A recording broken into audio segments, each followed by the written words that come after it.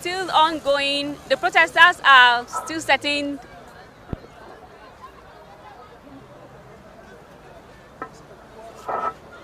Still ongoing. The protesters are being still agitated.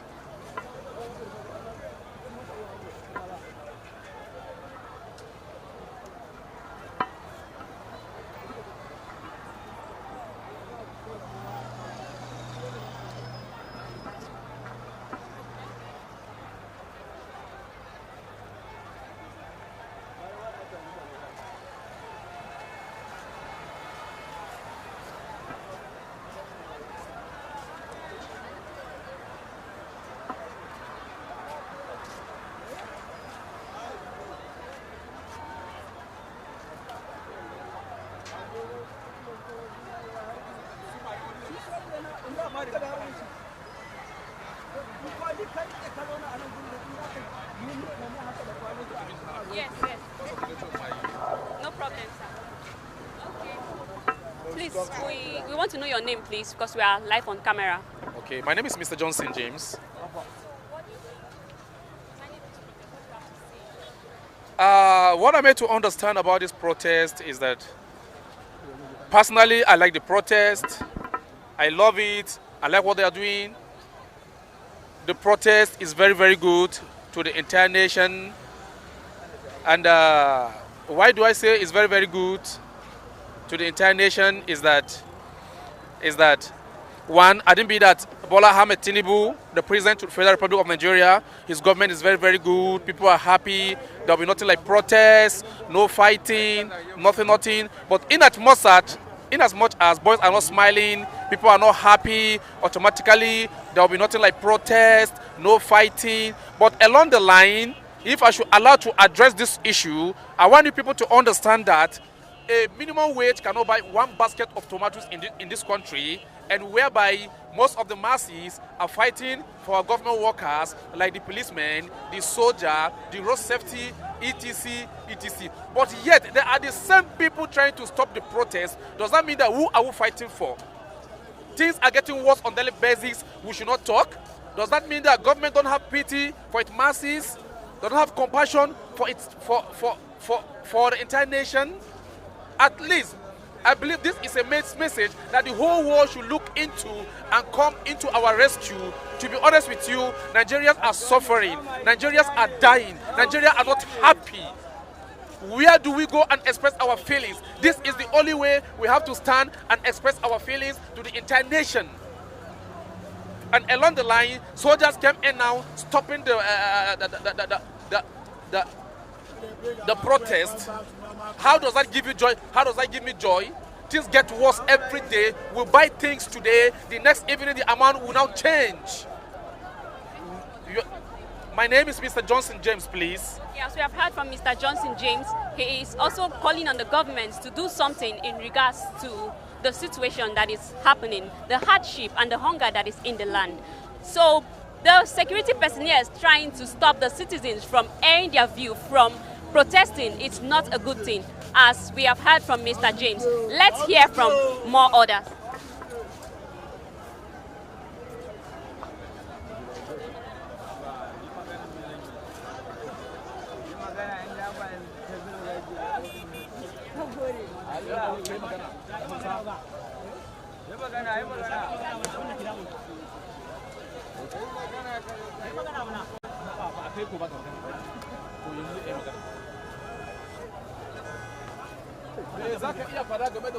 Yawwa, abinda za mu iya faɗa ga wannan zanga-zanga da muke yi, muna yin ta ne ba don faɗa ba, ba don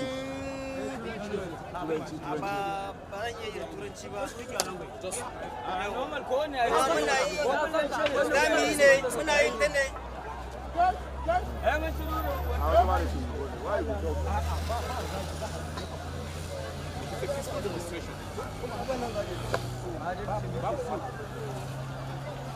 What we want the country is just justice.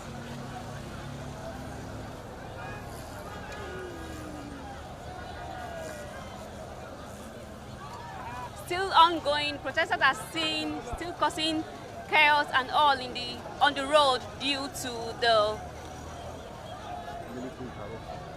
the military challenges that is happening, that is happening.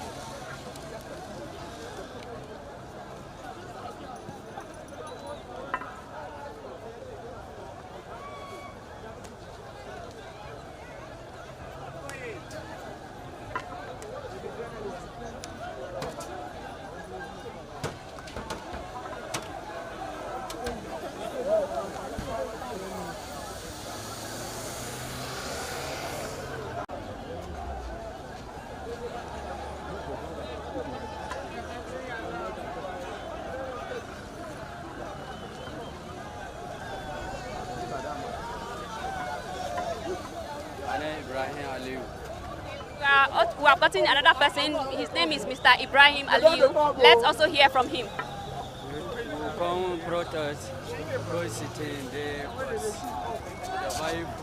vehicle, We are trying to.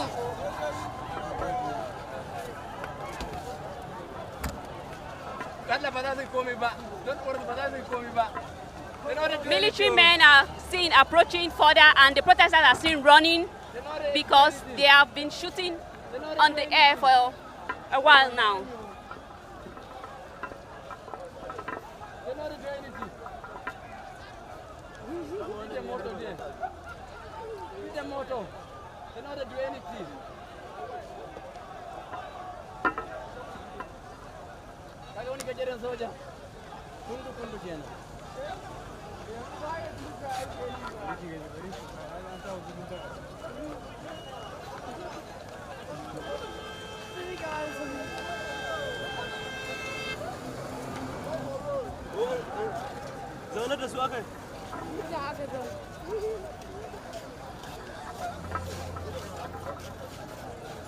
Were you able to capture the one that they are punishing those people over there?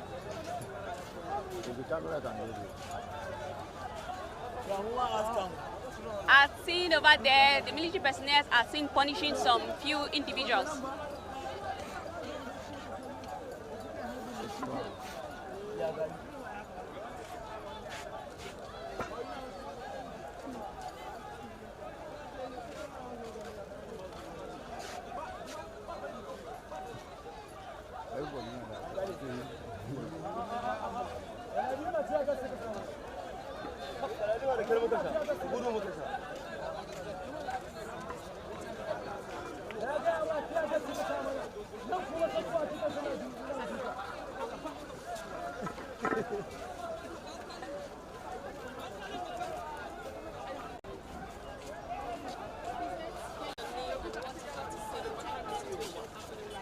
My name is Godwin Ndubisi.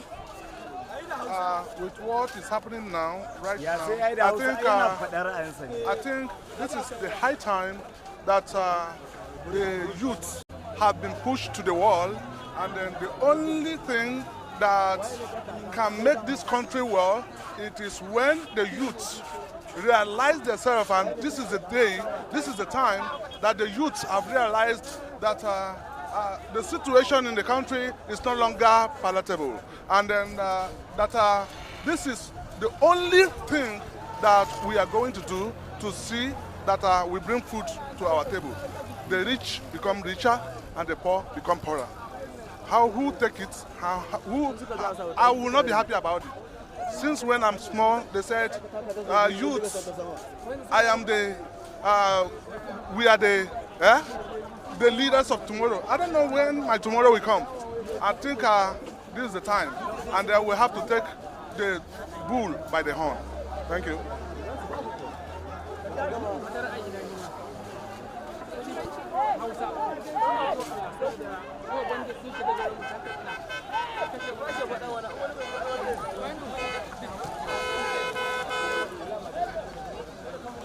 Any language.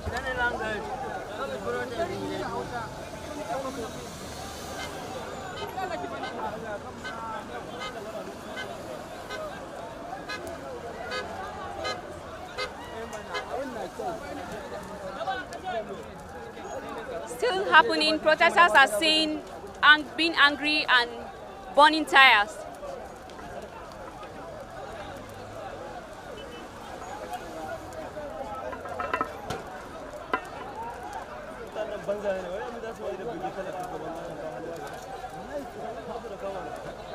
Making fast now.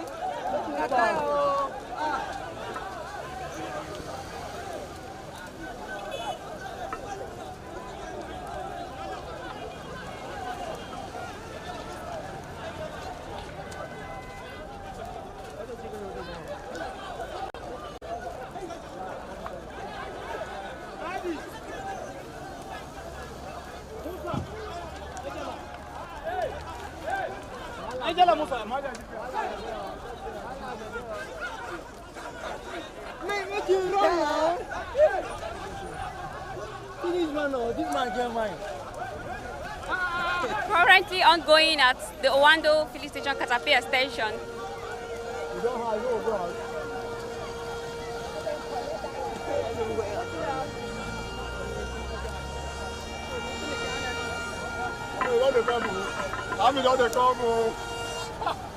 The military personnel are moving closer, and the protesters are seen running. A protest that is supposed to be peaceful is being taken to another dimension right now.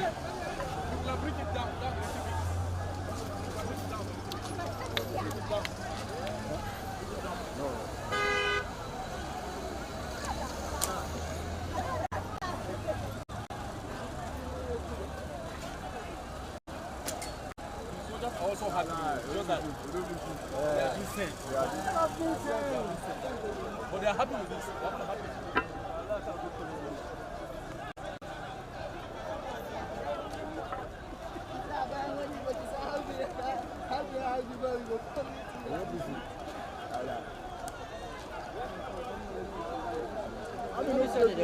Police.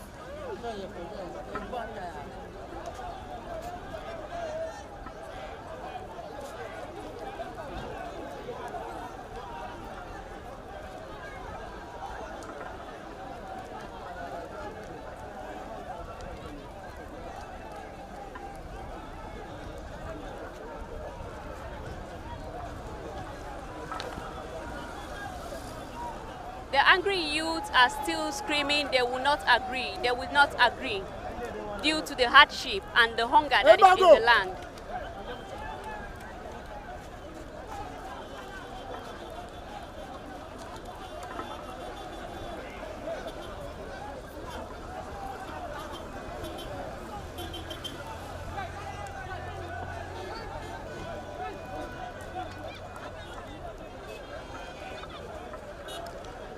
Okay, as seen currently now, the military personnel are pleading with the protesters to just take it calmly and so everything can go on peacefully.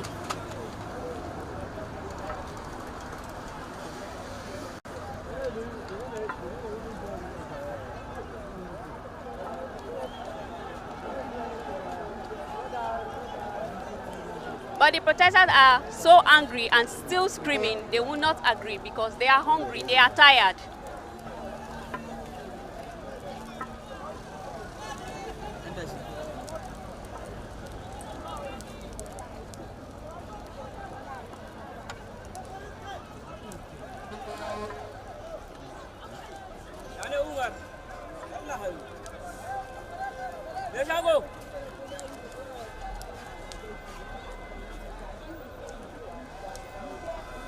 The military personnel are still pleading with the protesters to just take everything and do everything calmly without being in chaos.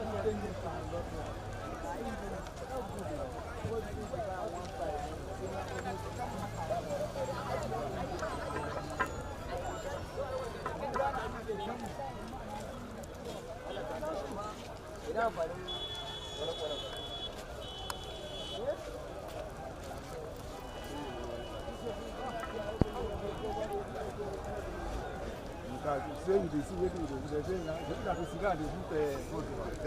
You know that is why they shoot now. They don't shoot for this. See, we there they are back now.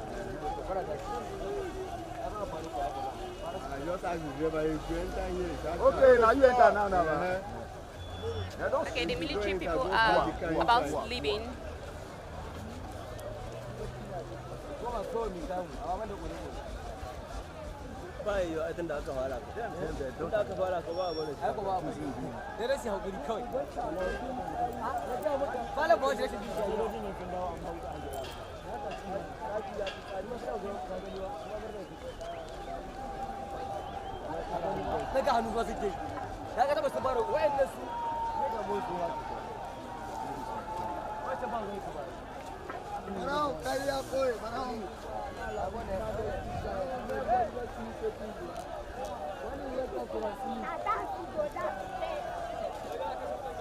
While the military men personnel are pleading with the protesters, the angry youths are still screaming and trying to express their grief and anger due to the hardship and hunger.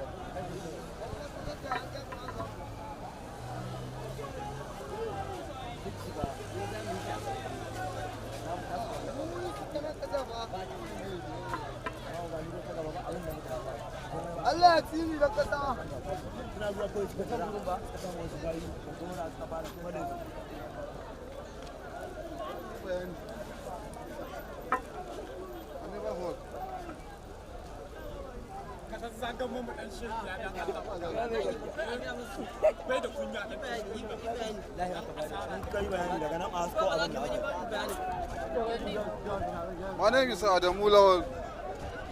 What do you have to say concerning this situation?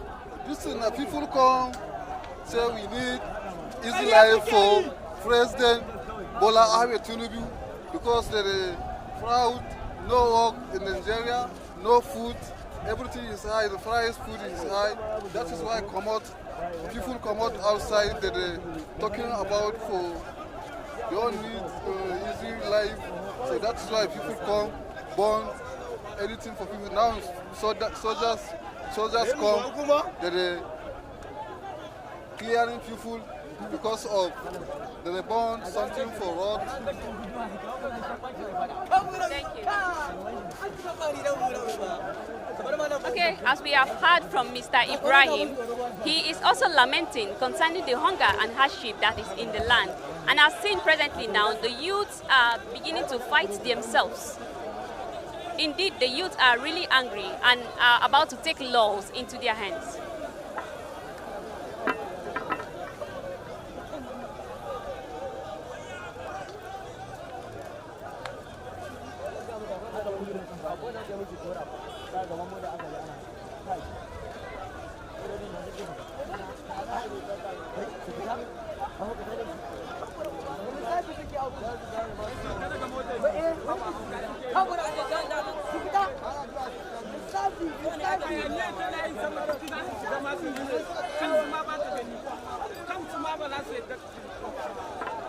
The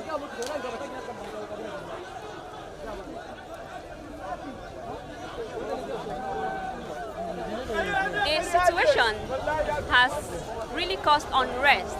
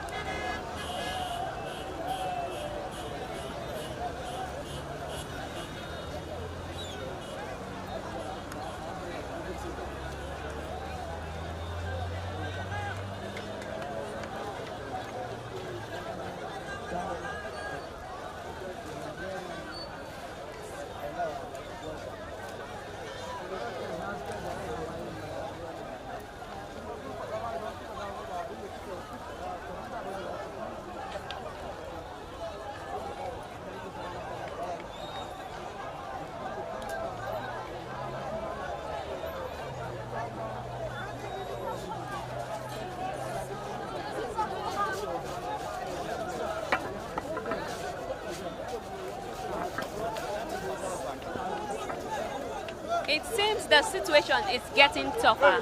I've seen currently the protesters are seen running, burning tires and trying to block the road. And the military personnel are seen returning back to that same position. after pleading with the protesters to go calmly without causing chaos on the streets.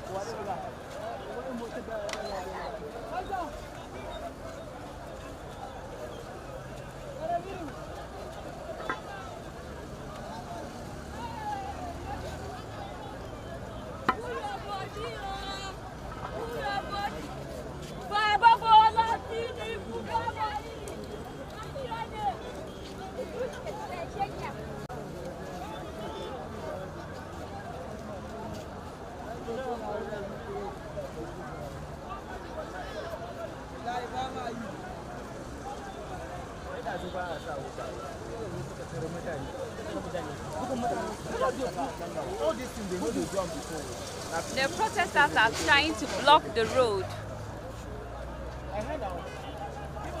Nobody they destroy anything. They don't stop any. Yes, now. They don't stop any vehicle. They go to beat people for update. That's why they will come to fire for you.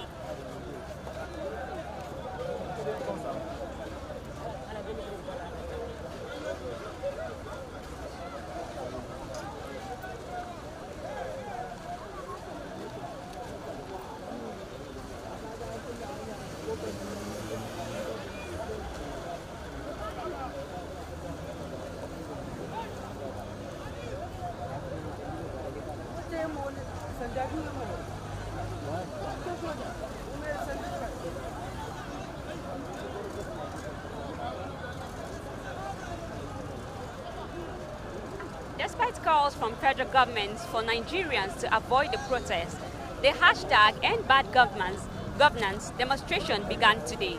Although participants were restricted to the Moshood Abiola Stadium due to an injunction filed by the Minister of the Federal Capital Territory, protesters have been seen in various parts of Abuja.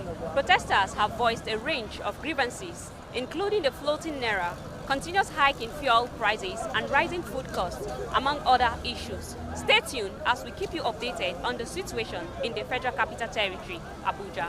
I am Zainab Akobun, reporting for KAFTAN TV, Abuja.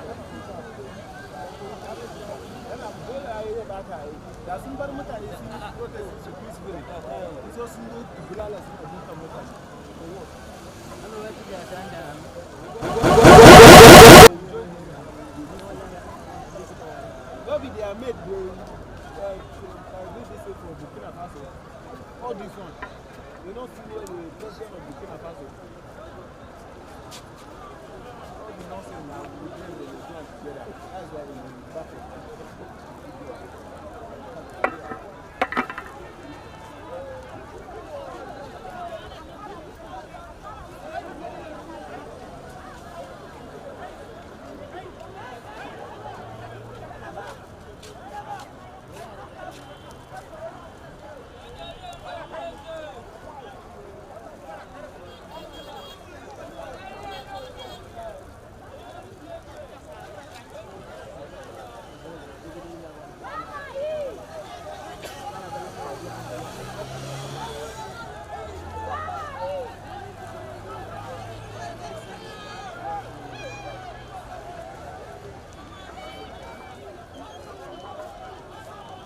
Currently, the military personnel are seen trying to move the burning tires from the road.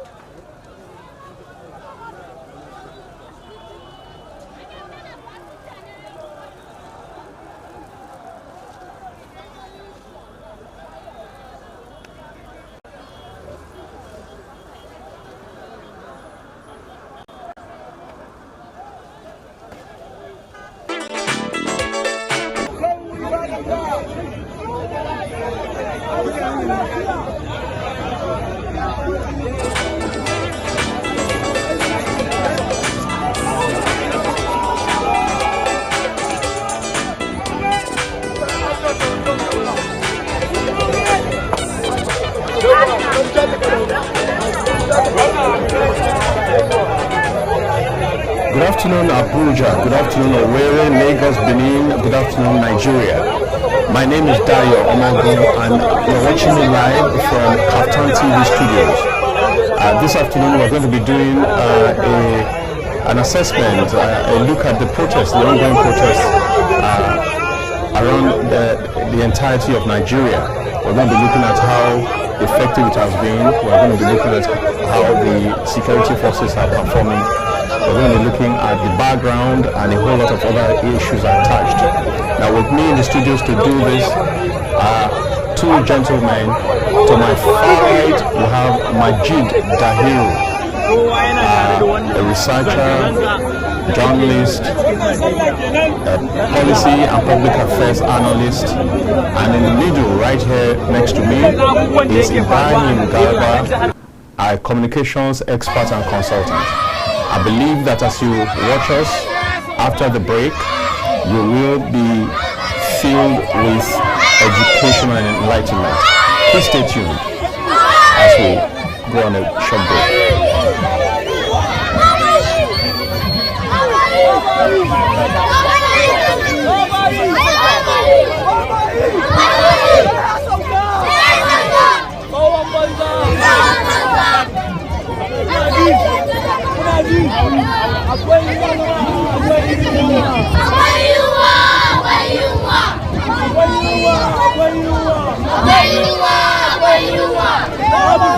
So gentlemen, Majid, you're welcome. It's a great privilege to have you in the studio this afternoon. Right, you're welcome. Ibrahim Garba, you're welcome too. Thank you very much for having me once again. I hope that we will do a whole lot of some justice to all the issues arising from the protest this afternoon. And I'll start with you, Majid. We have seen what has played out in the weeks before now. We have seen a whole lot of consultations, we have seen a lot of belly aching, we have seen a lot of some out-of-point remarks by some very highly placed persons and so on and so forth. And based on what has happened before today, what's your assessment of the effectiveness of the protest thus far? From the reports that you have monitored, from the things you have seen on the streets yourself, what would you say is your assessment?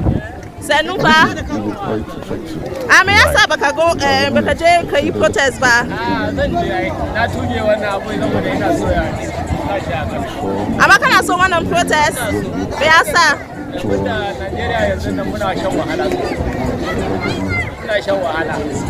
To me kana so Tinubu yayi? Me kana so Tinubu? Ya saukar da kaya. Me sunanka? Abdullahi Muhammad. Mr. President, Mr. President, open our borders. Hungary want to shoot us in this country. You don't agree. Enough is enough. Nigeria is enough is enough. You don't agree. End this, Mr. President.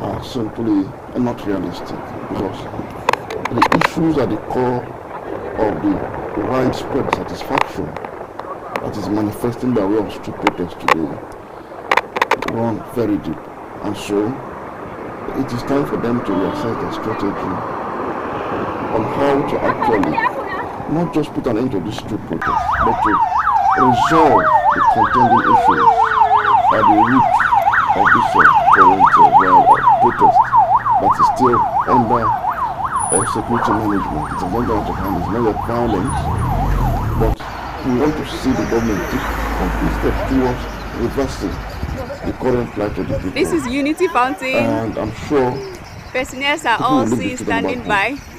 But until that is done, you may likely see a prolonged period of protest. that will escalate into outright social unrest.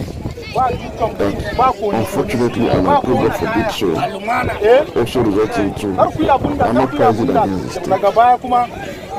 Which is what they have stylishly projected as the reason why they are trying to frustrate the protest. Now, in the first instance, Ibrahim, do you think, what you say concerning, what's your assessment of the protest so far?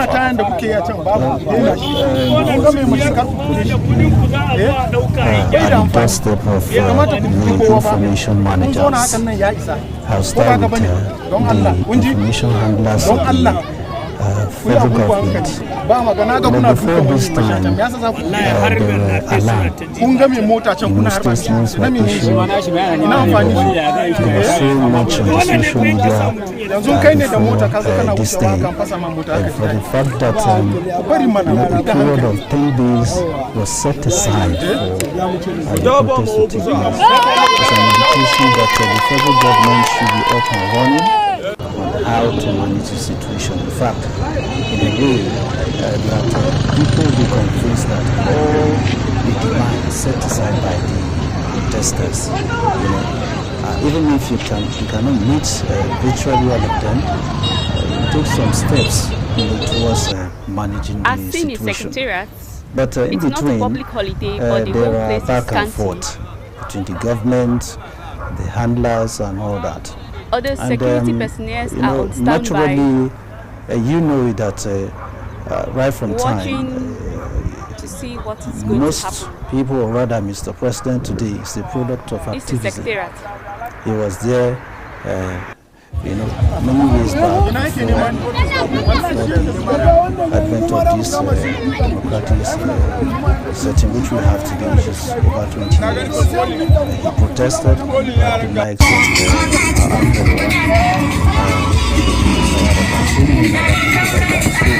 it happened in the past, so it's not a surprise. So if you are at that time, this is an opportunity for you to say, being a participant, then you devise ways to submit the same. So I'm not surprised with the outcome of the protest today. I've had rulers from most parts of the nation, especially from government to government, the government house, the government just invited the protesters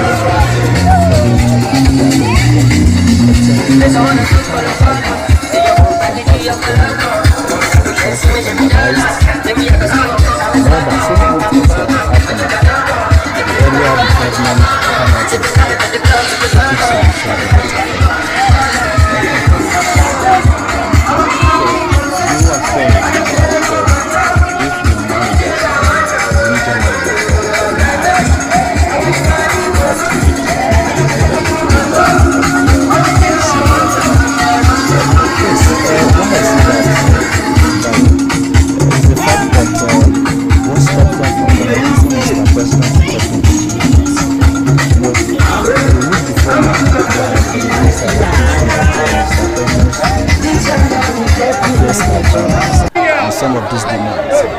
Even if you say that the minimum wage bill has been signed into law, the local government autonomy is now on so many other things. It's not activated. People are not seeing it. Does it translate to the high cost of living? So there are so many indicators showing that there is a disconnect between those in power and the citizens. So, and at that point, the information managers and what is coming out from the presidency is as if they are attacking rather than finding a way of mediating so that these things can be nipped in the bud. It's Nigerians, we can't take them for granted now. Being the most populous nation in Africa, and people who are more enlightened. So it's not out of place for you to say, okay, these things that are happening, Mr. President, we should find a way in between at least speak to Nigerians. So that is why I faulted the information managers. Thank you. Majid, you're coming here.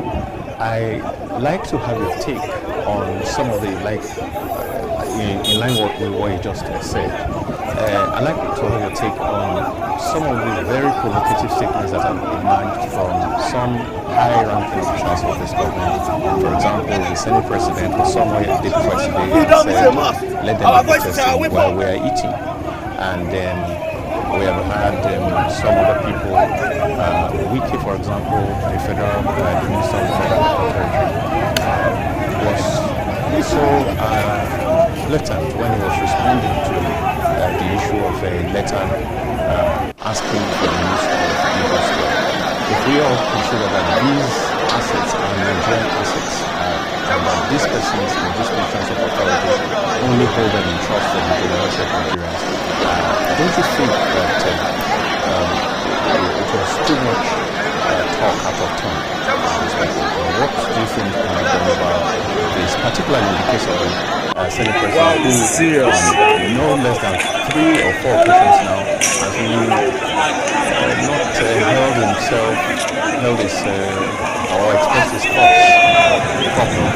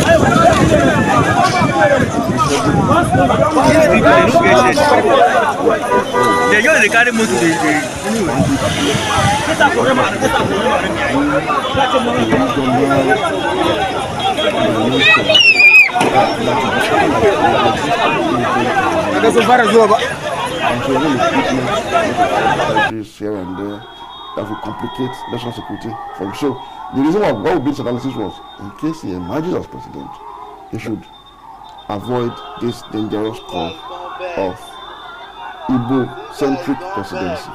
That's one hand. And particularly about the given the momentum of the country towards the southern president, and I'm thinking about our big personally, need to be from the southeast. and a federal election for the Southwest. If we were to emerge as president on the strength of northern votes alone, and he decides to be another Buhari, you have to point out to the base that actually gave him the mandate. But the wind of secession that is blowing across the South will engulf the Southwest so strongly that we now have a thoroughly divided Nigeria, where the entire South into towards secession in Nigeria. And so to also prevent it happening, not just for should avoid it, very dangerous call. I am from Chiwabichi, which is the right part of the country, in the southern. And because of his background, this place you want to spoil your motor, get out. members of ethnic or religious bigotry. We don't catch him, but I don't know how to take this. Now, wow.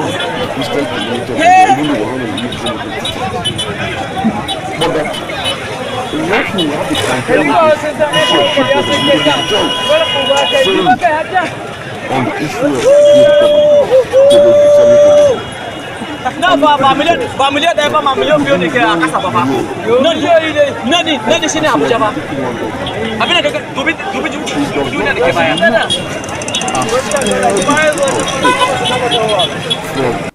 do the wrong direction towards the right direction.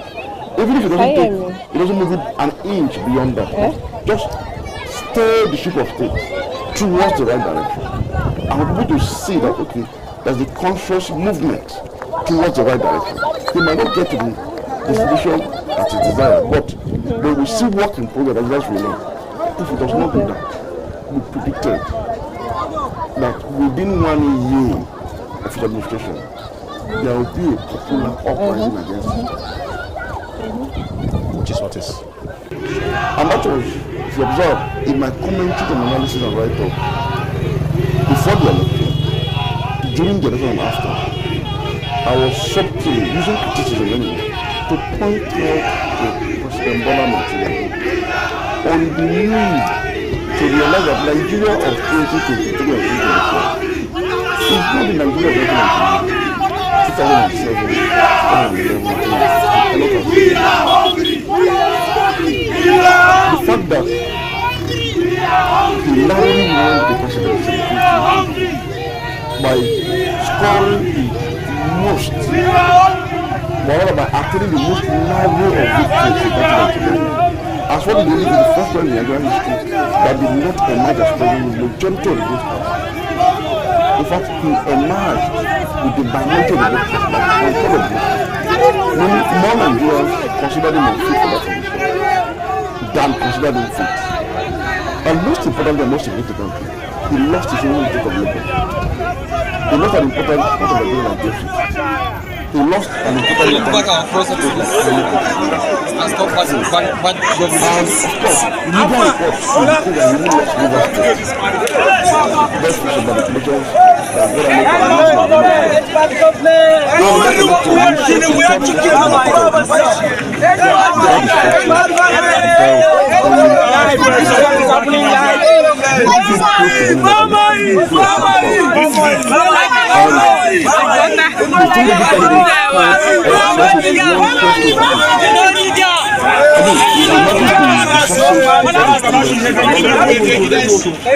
what is happening in our country? Look at what is happening in our country. Maga is evil.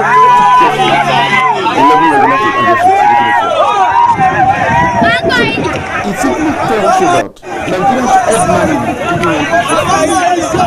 ordinarily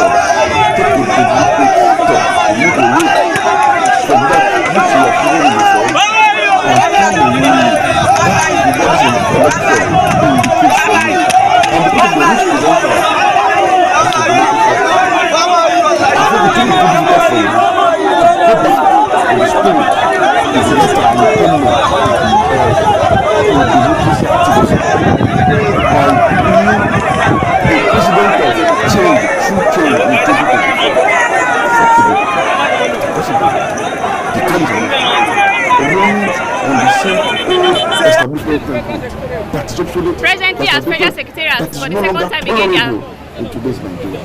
Now, I'm going to stop you there and also take you up on the very basis of what you have said. If you say that he started on the very basis of the old I'd like to bring to your remembrance the fact that all the candidates, all the major candidates, all talked about fuel subsidy and that they were going to remove fuel subsidy because of the power. And that's what President Bola Ahmed Tinubu has done. Unfortunately, that's the very cornerstone of the anger of most Nigerians. Now, based on what you have said, and based on this feeling within the masses of the people, what exactly could the president... As a TV man, I'm supposed to wake up early in the morning and take swallow.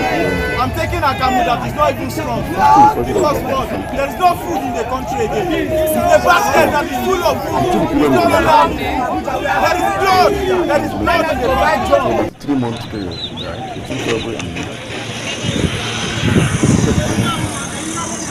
Taking the judicious note of his narrow victory and realize all of these things are possible that characterizes the Nigerian. You should have seen it. Ahead of Nigeria, assembling a cabinet that will be made up of the best of Nigeria from a 36 state of the federation and all the affiliation. From anywhere they can be found in the world that can inspire confidence in Nigerians that this man means well. Unfortunately, it took him a long time. He almost did not meet up with the constitutional deadline to assemble his cabinet. He only nominated without inaugurating them. And he ended up with a cabinet that was essentially a compensation for the political associate. Right. And I said to Mr. President, these people failed you. You had the speaker, Majabu Amila then from Lagos. You had someone who was governor of Lagos. You lost Lagos. You had Abdullah Adamu as chairman of APC, national chairman of APC. You lost Nasarawa, his home state. You had Adam Soshomole, the former chairman of your party from Edo State. You lost Edo State. The current chairman is from Kano. You lost Kano. You have prominent governors like Madam Nasir El-Rufai and others supporting you from the Northwest. You lost 5 states in the Northwest. You lost 5 states in the Northeast.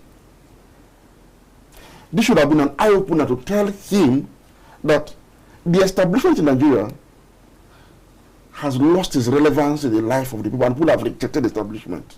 So he should have aligned with the people and substituted patronage with good governance, starting with a stellar cabinet. He failed to do that. On the issue of fuel subsidy, I did not blame the president entirely for that because it was a national consensus on the eve of 2023 election that subsidy should go, which was a national error.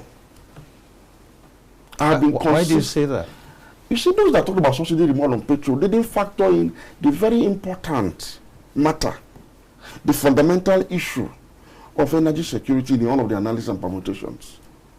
And I've always faulted any proposition at all that seeks to move subsidy on vital energy products and services that drives the economy. Petrol, in the case of Nigeria, is Nigeria's most important, most utilized energy product that drives the bulk of the economy.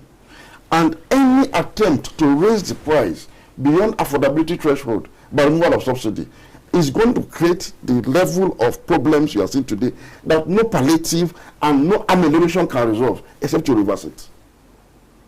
It was there. However, when the president removed subsidy on the first day, he was simply fulfilling his campaign promise. But when he realized that this was not the right thing to do, in addition to the flotation of the naira, something that no country in the developed hemisphere has done. And let me emphasize this. Subsidy removal, in addition to the flotation of the naira, is essentially responsible for the hardship that Nigerians are facing enough today to want them to end bad governance. And I have pointed out severally, consistently too, that there's no country in the world that does not subsidize energy, including petrol for its citizens.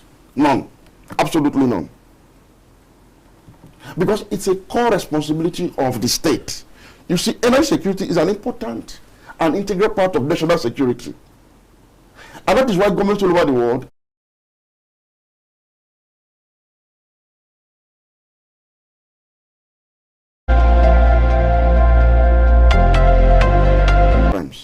because it is the foundation of the economy.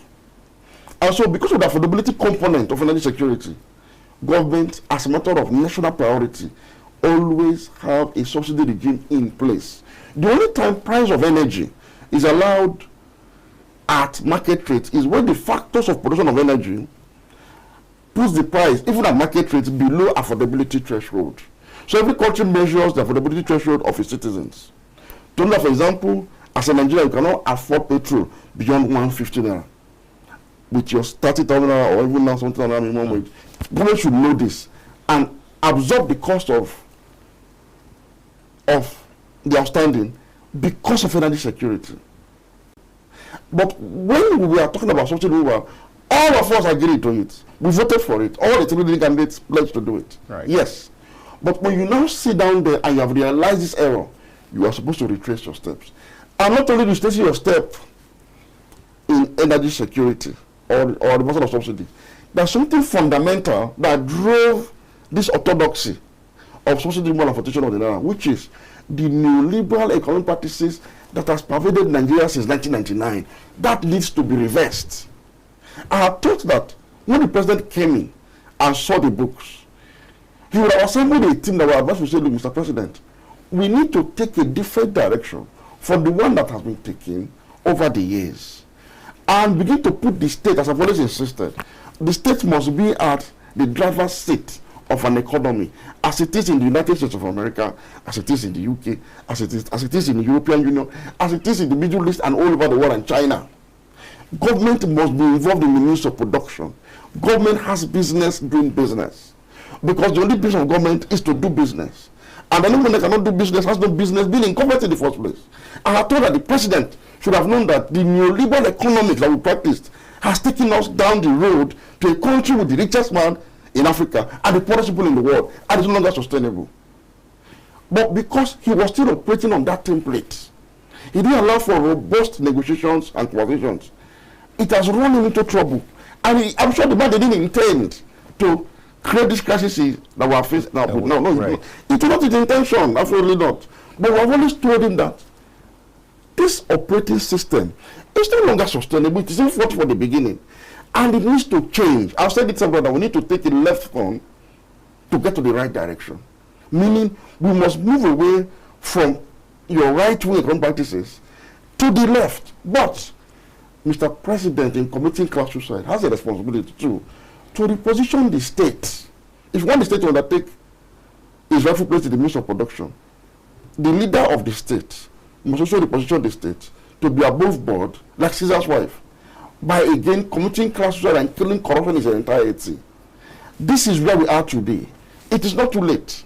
If he can reverse his policies today and make this deliberate turn towards the right direction by taking the left turn, I am sure that Nigerians will see reasons and begin to restore hope in his renewed hope mandate. Thank you, Dairu. Garba, or I'll call you Ibrahim, I'll be coming to you after the break. We'll go on a break shortly. But before then, I'd like to ask this very direct question, Majid, and that's where you'll be taking off from, Ibrahim. So, if you had the ears of Mr. President, would you tell him to reverse the fuel subsidy removal? To the levels he meant it. Yes, to the levels. On the morning of May 29, 2023, he has to reverse it to that level. He also needs to even impose subsidy on diesel. All right. Aviation fuel. Okay. And electricity. And electricity. Yes. Not just fuel now. Because... No, because I'd like us to take a break. All energy products now need subsidy to reflect the economy, including diesel. Ask manufacturers and I will tell you. All right. Now, there's something you said, but I'd like Ibrahim to take it up from there when we get back from break. When you said he needs to reverse himself, and which you have just confirmed, yes. And you said something that government has business in business. That's the major. But what we have been sold all these years by capitalist systems has been that government has little or nothing to do with business. Now, so Ibrahim, after the break, we'll get back from that point.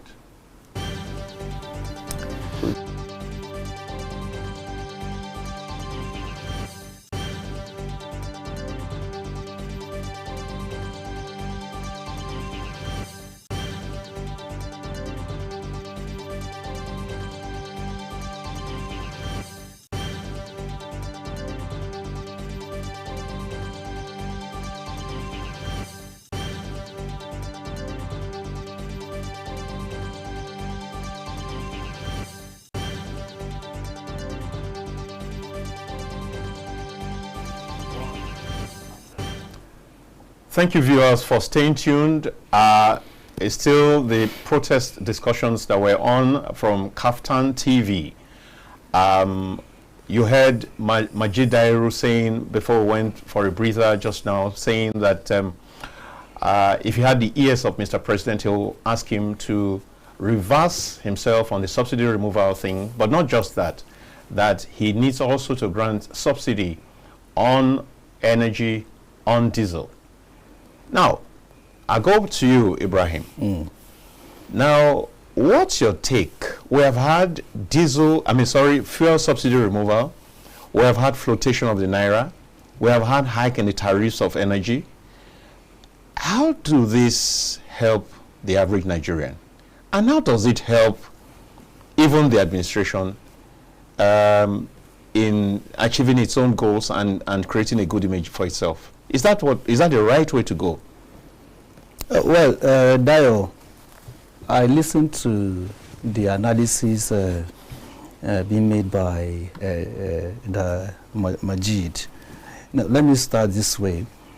I believe in one thing. As a leader, there are times you take big decisions. And when you take that decision, or rather before taking such a decision, you must have done some, research. Right, yes. He mentioned that all the candidates, the major candidates, Atiku, Peter Obi, and Bola Ahmed Tinubu, they all agreed the subsidy must go.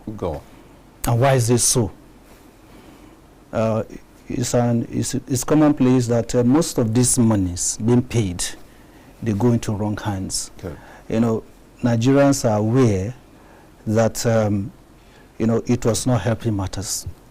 The fact that you go to the filling station to buy fuel, you still join queue, despite the subsidy removal, calls to mind that something is wrong somewhere. So by that decision Bola Ahmed Tinubu took, a lot of Nigerians hailed him, and the only thing I faulted was the monies gotten from subsidy. How is it? Where is it? So I keep asking that question. That is one. Then number two, Majid will agree with me that our economy at that time was very weak. Right. And to run a government, you need resources. We are talking about debt, which was has gone so high, and we're talking about infrastructural development and all that. So many things requiring spending, but the money is not available. So taking that decision at that time saved the nation averagely more than 500 billion naira in a month or more. So I will begin to ask, at that time, what must the president do? You formed your cabinet, and like you mentioned, you must compensate those that help you come into power. That is politics. Okay, so there was nothing wrong in assembling the team that he assembled. If you have to, because as you come in, we all know the shelf life of every politician is 4 years. As soon as you assume office, you are planning for the next election, because everybody wants to run 2 terms. Right. And to do that, you still look backwards and see who were those people there for you on the field. You mentioned that he lost in Lagos and some key areas in the northwest and northeast. What really transpired at that time? If Atiku Abubakar had won or Peter Obi had won, what should have happened? this same thing we're experiencing today, is it going to be the same thing coming from these two gentlemen? We have good managers of the economy, but where I continue to see the fault line is around sentiments and indiscrimination. You are from the southeast, or I'm from the northwest and all that. If it's not my candidate, I cannot be loyal to that person. So that's problem we have as a nation.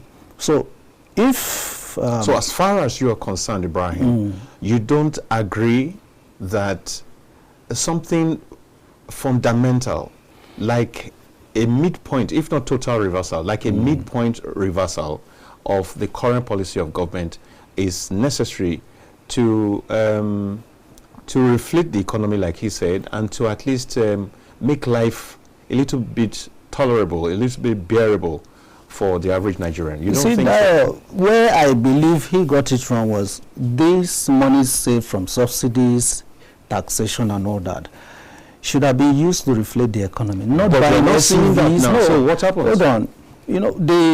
The moment those people at the National Assembly begin to see money coming in, their demands increases. They need vehicles, they need funding, and themselves first before other Nigerians. So a situation whereby every member of the National Assembly, is demanding for an SUV, 160 million naira, and constituency allowances and all that. These monies, it's not as if we have enough. We are still operating on deficit. So at the time he came into office, the Minister of Finance at that time, Wale, was saying we needed almost 80% to fund our budget. That's why we're operating on deficit. So at that level, sacrifices are needed. But whereas he was put under pressure, he's dreaming, or rather thinking of second term of office. So there was a lacuna. So that means he needs to go back to the drawing board. Something is wrong somewhere. At this point, will you be thinking of 2027 when you've not put the economy in shape? So somehow, you and him agree that something fundamental needs to be done. Needs to be done to reverse the downward trend that we're experiencing. But at this point, if you ask me, I will not support this idea of say reversing, or rather removing the first subsidy. That's going back to restoring. The first subsidy. That's going back to square one. Right. But what I would advise is, one, let's look at certain areas which people seem not to, talk about. The informal sector, which constitutes about 80% of the Nigerian economy. We have issues of multiple taxation. We have issues of Market Traders Association of Nigeria. These are the people that are helping sustain the economy. So if the lending rate is as high as 26-27%, how will they survive? We have issues of importation where customs are charging as high as 15-20% on duty on goods coming in, especially consumables. These are weak areas. Not quite too long, we're advocating for one thing, that we should open up our borders, allow these consumables, we need them. And if we are importing, say, rice, why should we, put tariff on rice when every Nigerian, demands that at least you should have one bag in your home? Make it affordable. So there are gray areas you can exploit and work with manufacturers. We have the Manufacturers Association of Nigeria. Even the other time we monitored the report from Dangote that, the MPC rates now as high as over almost 30%, will weaken the economy. They will not survive it. So if we begin to look at these areas, if you remove subsidy and at the same time you reduce this tariff, it will help the economy to reflate. But even as much as we continue to harp on this subsidy, increase revenue, or rather the minimum wage and all that, the electricity tariff, so there's a lot of confusion in the system. So, but I believe we can find a way around it. Up to the time this protest started, Mr. President had the opportunity, I was saying it sometimes ago, that yes, talk to Nigerians. okay, today, just like it happened during the subsidy, the price per bag across the nation, 30,000 naira. I'm going to open up the borders. I'm going to create internal competition. Multiple taxation gone. So these are some of the areas that weaken the economy. Go to the market. I interface with market traders. These are the general complaints. Most of the goods coming in through the borders or internally attract heavy tariff because the price of diesel continue to be on the increase. So if, for instance, you are not going to subsidize petrol, why not subsidize diesel? Because these are, things most of these very heavy vehicles use to move these goods inwards. Right. We're a consumption nation now, right now, but we must begin to look at areas we can improve upon so that by the time the goods reach the end user, at least it's more or less affordable. All right. You'll take this just before I go to Majid. The hope that was sold to us while the subsidy was removed, we can see from the screen that there's reasonable peace in this protest, right? Yeah. All these clips we have seen thus far show that everything is properly managed. Both the people themselves are not necessarily being unruly. There's no unruliness here. And I think that the security forces themselves are also in proper control and doing a great job. So I come back to you. Now, so I'm saying you agree that there's a, first of all, so the hope that was sold to us was that so much money will come in from the removal of the subsidy, which will be several of investment revenue generating ventures. But we have not seen, I don't know, maybe, have you seen any of that? So far, so good. I think we're beginning to see some improvement, especially in terms of infrastructural development, the Lagos-Calabar coastal roads, and some decisions being taken by the government to help improve on infrastructure.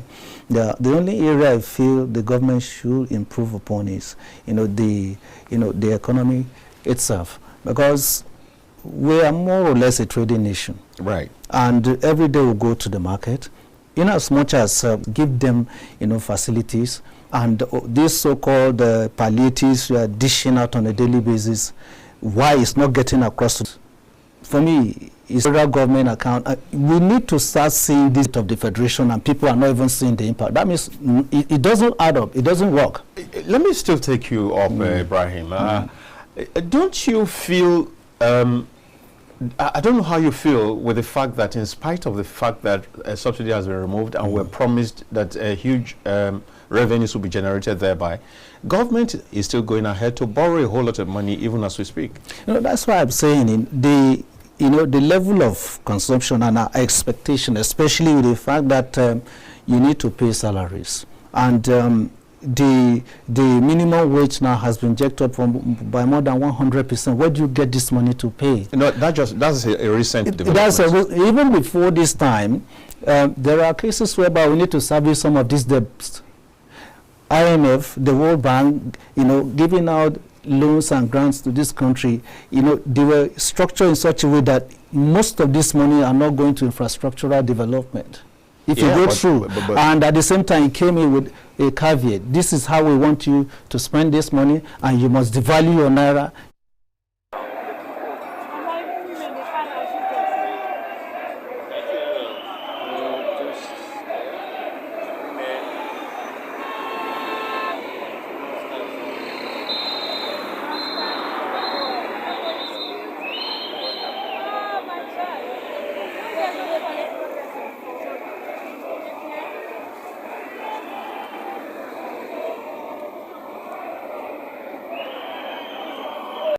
Policemen came and started pouring out tear gas, but the protesters have insisted to stay, and now they are shooting to the air.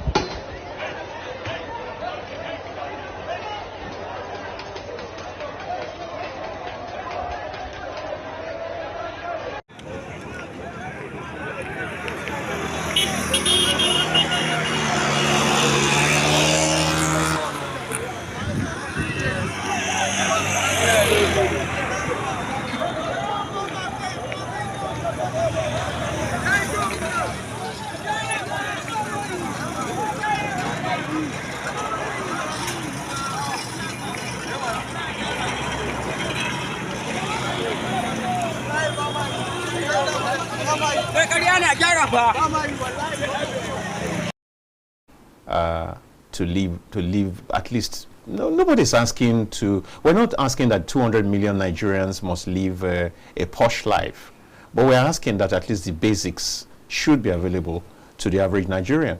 And so, do you need 3 years? Do you need 4 years? Because I believe that the God that can make negativity happen should also be able to make positivity happen, and in good time too. Oh, what do you think? You don't need 4 years. And 1 year is more than enough to make an impact. Like I said earlier, nobody's expecting the president to solve all of Nigeria's problems, even in 4 years. We're saying, steer the ship of state towards the right direction for people to see. For example, you are going to go from here to Kaduna and you head towards Kubwa. Even if you get to Kubwa Express when you get stuck there, but at least you are in the right direction towards Kaduna. Rather than being on the way to Nasarawa. As though we are going to Lokoja. Nigeria has been trying to go to Beijing on the road that leads to Washington. And we're saying, Mr. President, change that direction. The ill-advised removal of petrol subsidy, though a national consensus, but I was not part of that consensus. From the beginning? Since I was born. Common sense have told me that you can touch energy security, because why? What air, oxygen is to you and I as human beings is what energy is to the economy. So for example, if I suffocate you and prevent you from having either free air or I put a price tag on it that is beyond your reach, you're going to develop complications that money I try to save by billing you for air cannot resolve. That's the problem you're saying. It's fundamental economics.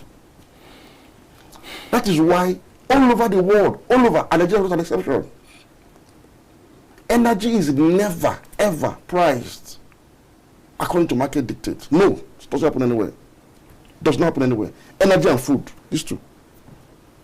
It doesn't happen anywhere. Not in America. America spends approximately $50 billion annually to subsidize fossil fuels. Russia spends as much as $35 billion annually to subsidize fossil fuels. China spends as much as $132 billion annually to subsidize all range of energy. As of 2023, Germany rolled out a subsidy plan for electricity for homes and businesses that will see the government absorbing as much as 75% of the cost. That was going to cost the government 85 billion euros. And why did they do that? They said they want to compete with China in the export market. So where are we getting our own ideas from? Only from hell. Hell and hell. Because those who told to remove subsidy, don't remove subsidy at home.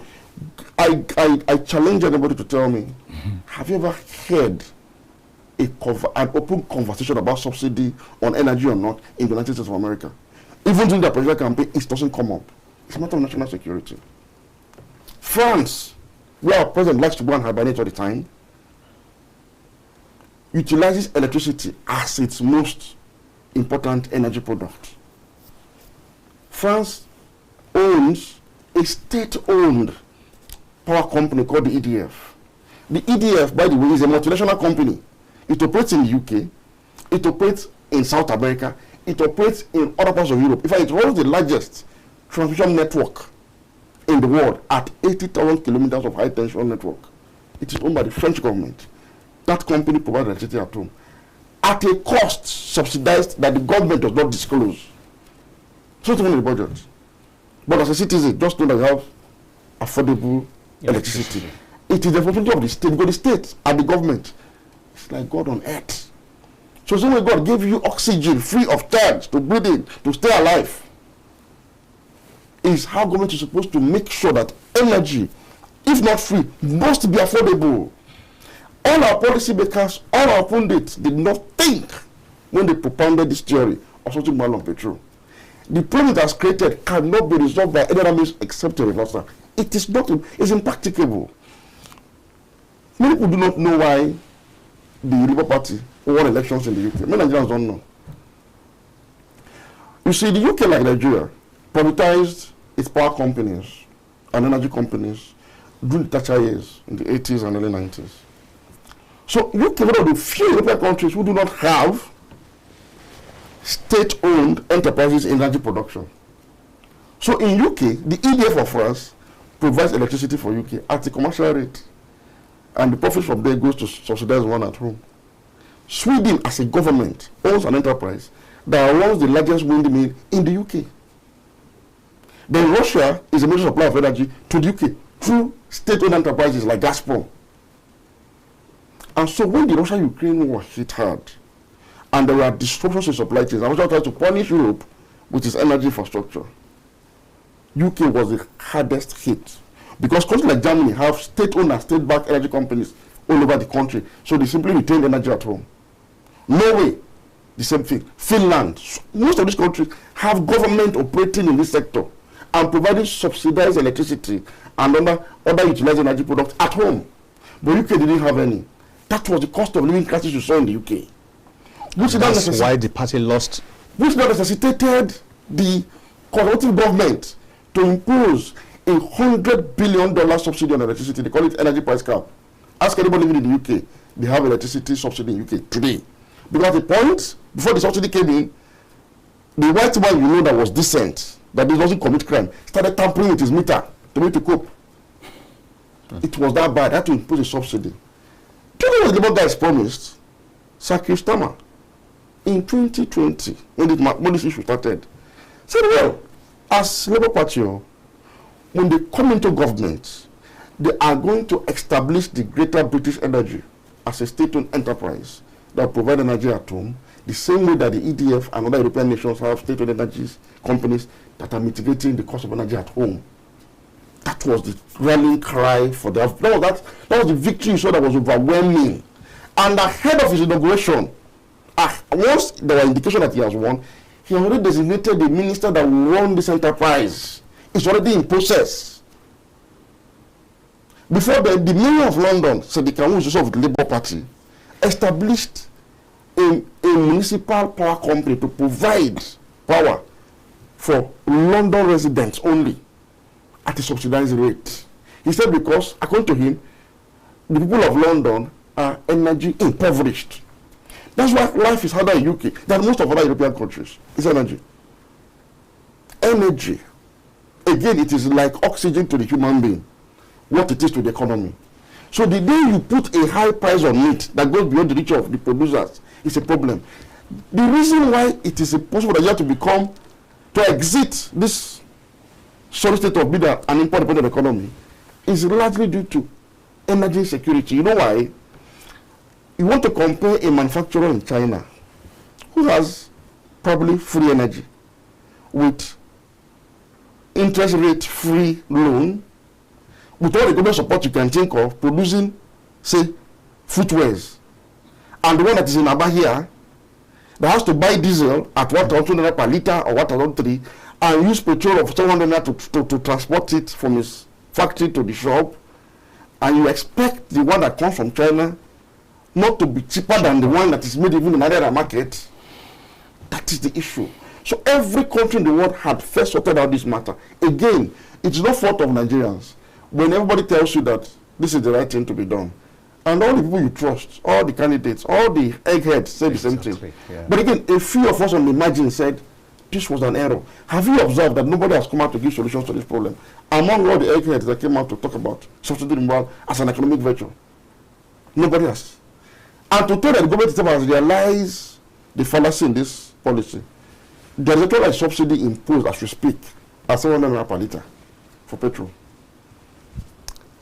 Because they realize the price will never come down. And let me tell you something. You asked Ibrahim about the savings from. There are no savings. You know why? It's not about corruption. The inflation caused by the subsidy removal and the flotation of the naira has eaten up government revenue. 1 billion in 2023 is about 5 billion today. Yes. As I speak to you, let me shock you. Most governors that were elected in 2023 cannot change the fleet of vehicles that they're driving. Because the cost of one VIP, executive, level SUV that they like to buy is almost $1 billion naira. If you do that, you can't pay salary. That is, it has even impoverished government finances. And that was why the increase in revenue we are talking about was what Professor Ludo called illusion of money. It's plenty. It has no value. Nothing. No value. Because the fundamentals that should have been in place are not there. Have been removed. It has created multidimensional crisis in the economy that nothing can resolve until what those fundamentals. So we take a break, Majid, and then we'll move on from there.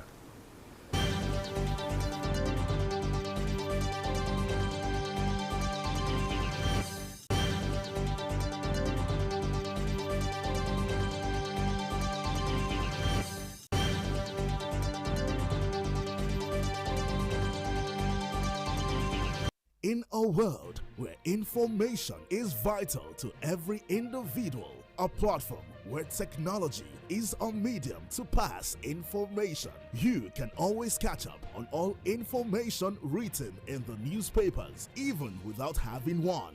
Join us on The Press. Reaching live from the Abuja studios. On The Punch for this morning, the Blueprint newspaper, Nigerian Tribune this morning. As we give you information and opinions about current events and topical issues on politics, business, sports, entertainment, weather forecasts, and lots more in the local city, across all states, and across all countries. Showing daily on Startimes, channel 124, 9 a.m. West African time, only on KAFTAN TV.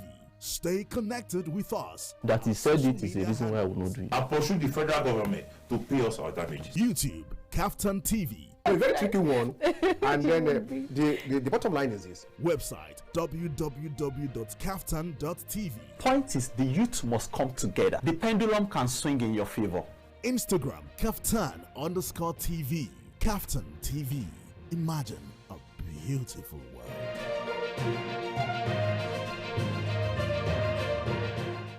In a world where information is vital to every individual, a platform where technology is a medium to pass information, you can always catch up on all information written in the newspapers, even without having one. Join us on The Press. Reaching live from the Abuja studios. On The Punch for this morning, the Blueprint newspaper, Nigerian Tribune this morning. As we give you information and opinions about current events and topical issues on politics, business, sports, entertainment, weather forecasts, and lots more in the local city, across all states, and across all countries. Showing daily on Startimes, channel 124, 9 a.m. West African time, only on KAFTAN TV. Stay connected with us. That he said it is a reason why I will not do it. I pursue the federal government to pay us our damages. YouTube, KAFTAN TV. A very tricky one. And then the bottom line is this. Website www.kaftan.tv. Point is, the youth must come together. The pendulum can swing in your favor. Instagram, KAFTAN_TV. KAFTAN TV. Imagine a beautiful world.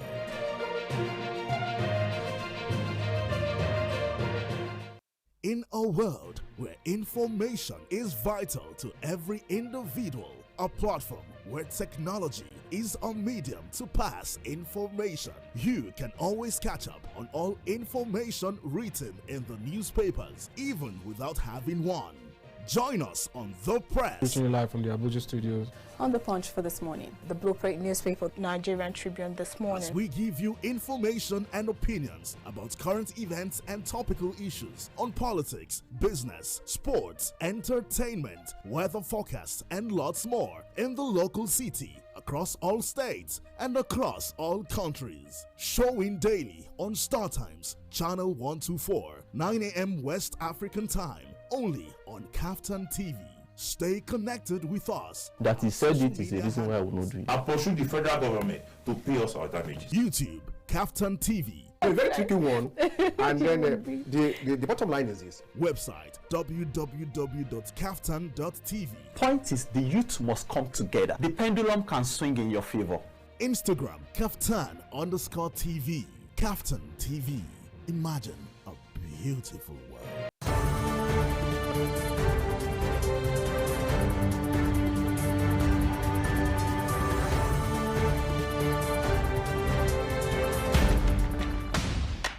While wrapping up the day, unwind with the reminiscence of the day's news from home and abroad with KAFTAN TV 7 p.m. news. Good to have you join us on KAFTAN News at 7. Nigerians are living in up to 5%. Our young people, we propose the Harmony Symphony. It's good to have you join us on KAFTAN TV News at 7. We found that this 10 naira card is not actually sufficient. National, foreign news headlines. Get balanced, accurate facts on the latest news in business, politics, entertainment, sports, and more.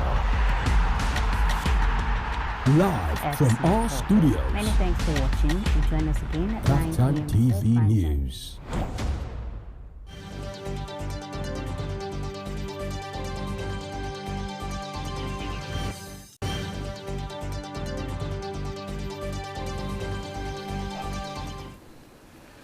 Thank you, viewers, for staying tuned to KAFTAN TV. I'm sure that you are being thoroughly educated. I'm sure that we all have a proper understanding of the dynamics of this crisis. I'm sure that we're better informed about certain things that were probably cloudy to us before now. And I can assure you that as we progress, even better understanding will come to all of us. Just stay tuned to your darling station, KAFTAN TV. Thank you. Now, we'll go on right now. I notice, I don't know whether you have noticed also, Ibrahim, that it looks as though the governors, they're not so much, only a few have really spoken out to say there's no need for this protest, and when they do, it's as if they do it feebly, and they do it only concerning their own states because of their own, apparently, not necessarily on the large scale, not necessarily advocating that this should not hold, except for a few states who have outrightly said, yes, you are welcome. Indeed, I was shocked and pleasantly surprised when the Edo Commissioner of Police said they would support protesters with sweets and sachet water. I was shocked. I was shocked. But that's also a reading of what the governor wants to happen, because everybody would want that which they think that they can reap from, they can exploit. So I'm saying, don't you think that there could have been a lot more that the governors could have done to stave this off? That's one. It's a two-way thing. Also, has the federal government not wasted the huge opportunity they have in staving this off by actually pushing back the people to say, look, go to your governors? Because whether we like it or not, we operate a federal system, and we do know that a huge portion of resources go to the states on a regular basis. We do know that states like Bayelsa, states like Delta, and such other states regularly pocket humongous sums. Yet, what you see in terms of development does not reflect even half of what they get. Now, so I'm saying, because I'm returning to what you said when you said that the managers, the information managers of government have not done enough. Now, if the president, like you said before, had used the opportunity of this protest to call the leaders of the protest of whatever, and said, look, why are you focused only on the federal? I think that would have given them a breather, and I think that it would have also rejigged the focus of the people. What do you say? Dayo, thank you very much. I want us to focus on one thing. That is, let's look at this whole issue entirely. The role of the subnationals in this whole project. Yes. I want to, before I respond to that, I want us to look at the energy sector, because while Majid was analyzing some of the roles played by the international communities, their systems and all that, there's one thing I found out. When you mention subsidies as much as 130 billion, 85 billion or 50 billion, what is our annual budget of today? It's still hovering around 10 to 11, 12 billion US dollars, averagely. Now, we have the energy system, we have we have about four refineries in Nigeria now, and Dangote refinery. How many, or what is our output as at this moment? The OPEC quota given to Nigeria is approximately above 2 million barrels per month, or rather per day. What are we generating on a daily basis? Who should fix that, Brian? Good. I'm coming to that point. Because if we can generate 2 million barrels per day, some of these issues can be resolved. Because we are trading away almost 1 million barrels per day, which is not coming to the coffers. You are using it to service debts. So how much do we have in reserve? So there's a need, urgent need for us to begin to find ways of meeting up these OPEC quotas. If we can sustain this for 6 months, I can tell you we are going to see massive improvement in our economy. Isn't that one of the ways by which the savings from... Excuse me, I'm going somewhere, Dayo. Yeah. Another thing is the fact that this tango between Dangote, the NNPC and all that, it doesn't help matters, because if you are supplying crude to Dangote, how much are you giving Dangote per day? How much is it going to assess? It's no more than 200,000 barrels per day, which we have in reserve. Ordinarily, if this is sold, it goes back to the Federation account. And now you say you are going to trade in Naira. See, what I'm seeing here is that the refineries which we have is not properly managed. Why are you keeping the staff? You are paying their salaries for doing nothing. Have you thought about that? You are not producing, and I'm paying. So there's a lot of leakages in the system that we need to look at it holistically. Mr. President has not sat down and to say, okay, let me look at these issues. You are the Minister of Petroleum. How much is it? How much is coming into the Federation account? How much am I paying as salary? Now, NNPC is not a quoted liability company, it's NNPCL, right? Yeah. Now, if it's NNPCL, what am I generating from NNPCL? What about the subsidiaries? So there's a lot of monies. I want to draw attention to that. There's a lot of money being paid out for nothing. People are just coming to the office doing nothing. So if we can look at that, or rather Mr. President to take a look at all this, then oil mining licenses that have been given out, how much are we giving to IOCs?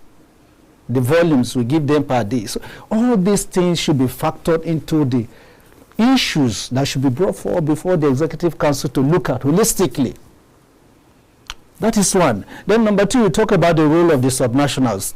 How many governors today do you see them generating internally to augment some of these deficiencies? Lagos State, yes, generating a lot of money in terms of revenue per month. What about other states of the Federation? So the governors, why we are pushing this blame, or rather pushing this back to the governors, for them to look inwards, to be more creative internally. Like what Mr. President is doing right now is, if you generate 30%, I give you 70%. If you generate 50%, I give you 50%. So let's look at these issues. That is why we said we have the capacity to manage our economy, but we found that the level of corruption in play at the moment is making it very difficult. But I like this protest, the way it's going on now. They are putting all their thinking caps to find a way around it. And I know from the benefit of hindsight that Mr. President will want to say, okay, let it go, let it happen. Then we can talk to ourselves face to face. Before this time, he had a meeting with the governors. What came out of it? What did they discuss? Nobody knew about it. Everything is shrouded in secrecy. And government will not, you see, you need to be transparent enough for Nigerians to know this is what you are doing. And in the long run, we should be heading somewhere. So we are not seeing solutions coming from anywhere. And that's why I say, okay, now, let us start with the refinery. This is our main source of revenue. If we can fix the refinery, when he came into power, it's okay. Money should be allocated to fixing Warri Refinery, Port Harcourt Refinery. What about Kaduna Refinery? If Kaduna Refinery is working today, we don't need a Dangote Refinery, because Dangote is on his business. So if we cannot subsidize the energy, we are going to find it very difficult to survive as a nation. That's on one side. Then number two, we have lands across the nation. In the north today, they are threatened by Boko Haram, bandits, and all that. Insecurity is the bane of our problem. What are we doing to improve our insecurity? Exactly. Because we need to go back to the farms. And I'll tell you, before Buhari came into power, how many rice mills do we have? We have just about 6 rice mills. The one who was leaving office, how many? Over 1,000. So I think we are making progress in terms of food security. Let's go back to the drawing board, because we cannot just rely on import alone. There are saboteurs in this whole business. So we must begin to look at this issue holistically. That is why I said, okay, sometimes I don't look at the international economies. I look at the Nigerian economy. What can we do? Because we cannot compete. Rather, these international economies will continue to weaken our system, requesting that we keep funds with them. So there's a whole lot to talk about, but, you know, like anytime Majid speaks, I mean, it's fine. But even if we are looking at it internationally, we cannot compete now. We don't have the capacity to compete. But we should think of homegrown solutions to address some of these Which is exactly problems. what he's saying, like for us to reverse the policy of subsidy removal. Now, just hold on. Dear viewers, this is to assure you that you would have opportunities to participate in this program. It's not going to end at the regular time that it normally ends before now. It's extended a little bit, so just hold on. You'll have time to call in, because many of you would think that in a few minutes, in less than 14, 30 minutes, that it will come to an end. But I think that we still have about 40 minutes to go, about 45 minutes to go. So just be rest assured that you have opportunities to make your own contributions. Just hold on there. Just stay tuned. This is your darling station. Stay tuned. Tell somebody that something is happening, that a great analysis is happening here. Let them connect to us so that together we can build a greater nation, so that together we can enlighten ourselves, so that together we can encourage the government to take the right steps that will take us out of gloom and doom into the prosperity that we also desire. Thank you for staying tuned. Thank you. Now, so quickly, Majid, now, through the courts, through the justice system, the judiciary, the government has been able to clip, to a large extent, the wings of the protesters by, say, restricting them to certain places. In a particular place, they said they cannot do more than a day. I don't know, whether, is it the FCT? There's a place where they said you can't do more than 1 day. In Abuja, they are restricted to the MKO Abiola Stadium, and so on and so forth. Now, if my memory serves me right, this must be the first time that this is happening.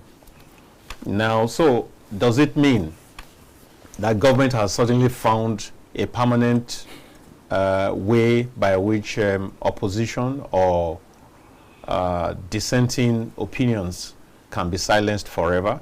Or do you think it will be a case of, like Chino Achebe says in Things Fall Apart, since the hunter has learned to shoot without missing, the Eneke bird has also learned to fly without perching.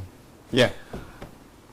Some of these judicial pronouncements actually lack the principle of natural justice, and so they are usually defied. If you look at the major reports today, all pronouncements or ruling about restricted protests have been practically defied, and that cannot be enforced. So I wonder why the judiciary sometimes puts itself on the firing line when we need more pragmatic solutions to the problems at hand. What you see brewing in Nigeria is social unrest. It's beyond protests, because the problems that Nigerians are contending with are existential in nature. This is different from somebody just protesting subsidy removal or protesting lack of higher wages or protesting mundane issues such as maybe gay rights, for example, in some other jurisdictions.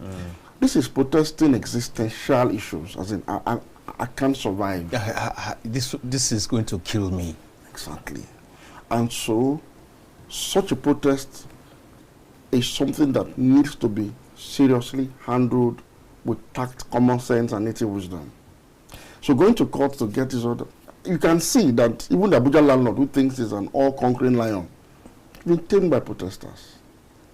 The Commissioner of Police went to the stadium this morning and tried to get protesters into the stadium. He did not succeed. Yeah. You see, there's a limit to which you can test the people's resolve. And we're saying, we saw this coming. For many years, we've been saying we're going to get to this point. You see, Ibrahim made a very good point about the sub-nationals and their roles. But I have bad news for Ibrahim. There's nothing they can do. You know why? The operating system has made indolence and idleness of government a virtue, an economic virtue. So if you go around the 30 states of the Federation today, hardly will you see one establishment of the government that is a revenue-generating enterprise. Hardly will you see. Are you not scandalized that since 1999, and despite the huge sums of money that have been going to the Niger Delta states by way of 30% derivation fund, there is not a state in the Niger Delta with a modular refinery of its own? Are you not surprised that for a state like Kogi and Nasarawa, that is endowed with very relevant natural resources, in Kogi, for example, there is not a single state-owned enterprise in any of the mining or value addition industries to mineral resources? Would that be state-owned cement factory? Would that be state-owned marble company? We don't have nothing. The same thing with Nasarawa. It's just recently we saw a Chinese firm coming in and the state said they're in partnership with them. Well, that is left for us to see later. Go to Benue, go to Cross River, go to Taraba, go to Plateau. These are some of the most fertile belts in Nigeria's vegetative zone in this country that has the potentials to not just feed Nigeria but to export. The state governments in these exportive states have not done anything tangible by way of converting their agri-potentials to wealth through investment. It's not existing. Because as an operating system that says government shouldn't do business, because our politicians like that easy way out, they are junketing on the road looking for investors that never comes. As at January this year, a number of states, I won't mention those states now, including very important states you'll be surprised are in this category, have spent billions of naira looking for foreign investors. None has come. Nobody will come to a place that is virgin. It will require the state government or the federal government to do the heavy lifting investments that would de-risk your potentials as a state for them to now come. So for example, when the people went to Qatar, I told people that Qatar will come to Nigeria to invest. No, they will not. Go and look at Qatar's investment pattern. Nigeria does not qualify for Qatar's investments. And somebody asked why I said, wait, first and foremost, the Qatari economy itself was developed by Qatar state-owned enterprise, Qatar Gas, Qatar Energy, fundamentally. And when it did that, it unlocked its own potentials and grew its sovereign wealth fund to $500 billion, with which it is now doing overseas investment.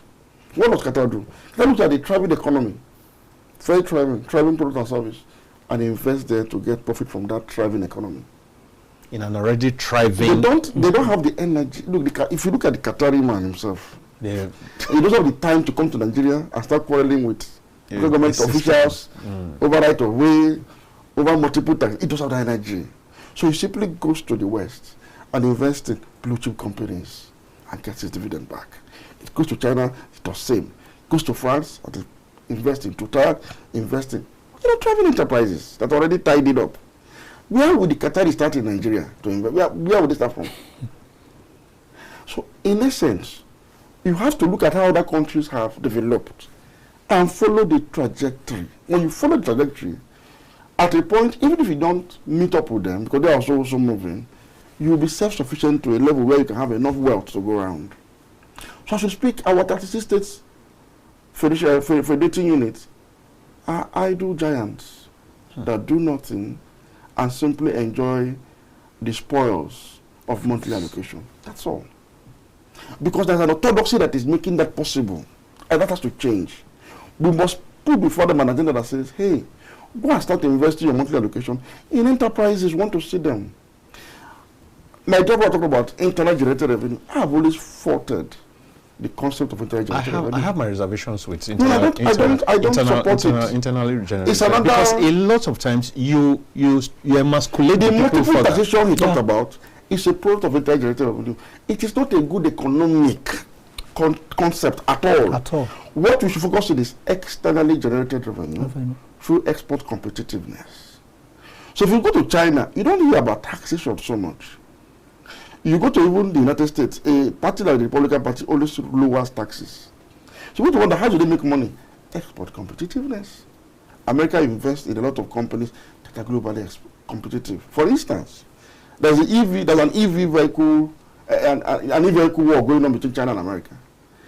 Chinese people gave $5 billion in subsidy to EV manufacturers so that their products will be cheaper in the international market compared to what's going on out of America. And so when we go to the market to buy EV vehicles, we buy Chinese one because it is cheaper. So what did the American government do? They also dished out $2 billion in support to their own EV manufacturers. They're going to make this money back when these entities make profit and pay appropriate levels of taxes. For the Chinese, they pay dividend to the government. So, but everything has to be external. You have to go to the pool, to the common pool to extract. I'm saying that Nigeria is overripe now to join the league of global competitiveness. But we must get certain fundamentals right. And the political class must realize that, look, we can no longer continue like... What we are saying now is that we can't continue like this anymore. We can't. And so it is requiring now, it is most urgent now, that President Tinubu should lead his colleagues, his friends and associates in the political class to commit class suicide. Without that, even their self-preservation is under threat. Because the level of misery and hopelessness in the land, what is driving these protests? A helplessness that appears hopeless. It's like, there's no ray of hope. What is driving this process? Because our political leaders are living like rock stars. You would think that they are oil sheikhs of the Middle East. You would think that they are CEOs of some of the biggest companies in the West. Just take a look at their social media handle. From the Senate President to his deputy, to the Speaker, to the Deputy, to the President, to the Vice President. They are in competition of profligacy. Hold your thoughts, Majid. We'll go on a break. And after this break, you finish, please stay focused on that thought. You'll finish that thought, and then we'll take just one question, and then we'll open the phone lines. It's okay. Yeah.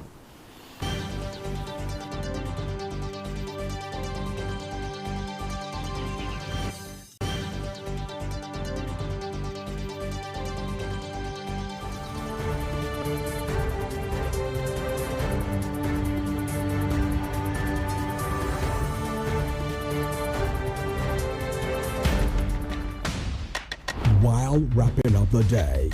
Unwind with the reminiscence of the day's news from home and abroad with KAFTAN TV 7 p.m. News. Good to have you join us on KAFTAN News at 7. Nigerians are living in up to 5%. Are young people we propose the Harmony Symphony. It's good to have you join us on KAFTAN TV News at 7. We found that the 10 naira card is not actually sufficient. National foreign news headlines. Get balanced, accurate facts on the latest news in business, politics, entertainment, sports, and more. Live from our studios. Many thanks for watching and join us again at 9 KAFTAN p.m. TV News.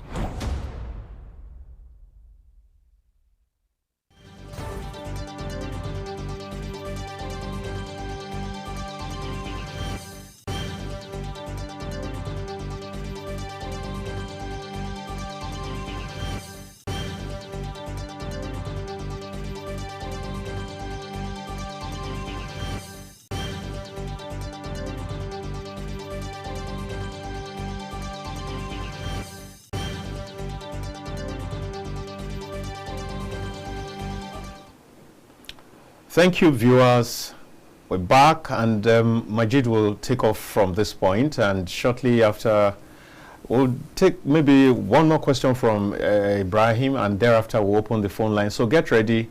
Many of you have been itching to make your calls. We are ready. We'll be taking your calls. We'll be taking your contributions because we value your contributions, because we're partners together on the road to progress, to development, to prosperity of this country, the only country that we can all call ours. So we will be taking your calls very shortly. Stay tuned, stay focused, stay ready. Thank you. You see, the competition of profligacy by the ruling elite in Nigeria is even driving the hopelessness more, because it looks as though these people are truly drunken sailors about the sinking ship, meaning they have no solution. They are so self-indulged that they are so detached and aloof from the reality on ground. And now the Senate president can tell that while you are protesting, you will be eating. Imagine that. That is provocative. Very. Some people came out to protest today because of that singular statement. And Mr. President, when we advise you that you need to drop your cabinet in its entirety, it was an error ab initio. Again, because I think our president didn't understand the changing times and the fact that it cannot be business as usual. So sorry to cut you, and please don't lose the train of thought. When you say in its entirety, are you saying that there's no 2, 3, 4, 5 persons that we can point to who are doing a great job? And I'll tell you why. I'll tell you why. The basis of the composition of the cabinet was political patronage. You see, I have political exposure in addition to being a journalist. And I'll tell you something. When you give somebody a ministry because he worked for you to become president, it's not driven. He's going to convert that NDA to his political fiefdom to further his own interest, to back you up. I will say, Mr. President, we are no longer there. I've seen the fact that this heavyweight that rallied around you in the last election couldn't deliver their states to you. Many people that simply want good governance. So substitute patronage with good governance. So constitute a cabinet that every member, we're in an emergency. Every member of your cabinet will be brought in based on, hey, I am told that you have the competence to do this. I have the activity to do this. That is all they are going to judge you with. And if in 3 months, 6 months, you're not doing it, I'm not your friend. I don't know you. I fire you. Get the best person to man the petroleum ministry. Get the best person to man the finance ministry. Get the best person to man agriculture ministry, defense, police affairs. Look at these portfolios and look at the people occupying them today. And tell me if as a citizen you are inspired by their quality, their character, and integrity quotient. Tell me if you are inspired. So this is a driving hopelessness. But the day Nigerians now see a cabinet that is made up of people of integrity and competence, they will know that you as president, you are serious. Even with this hardship, let me tell you, they have tolerated something removal.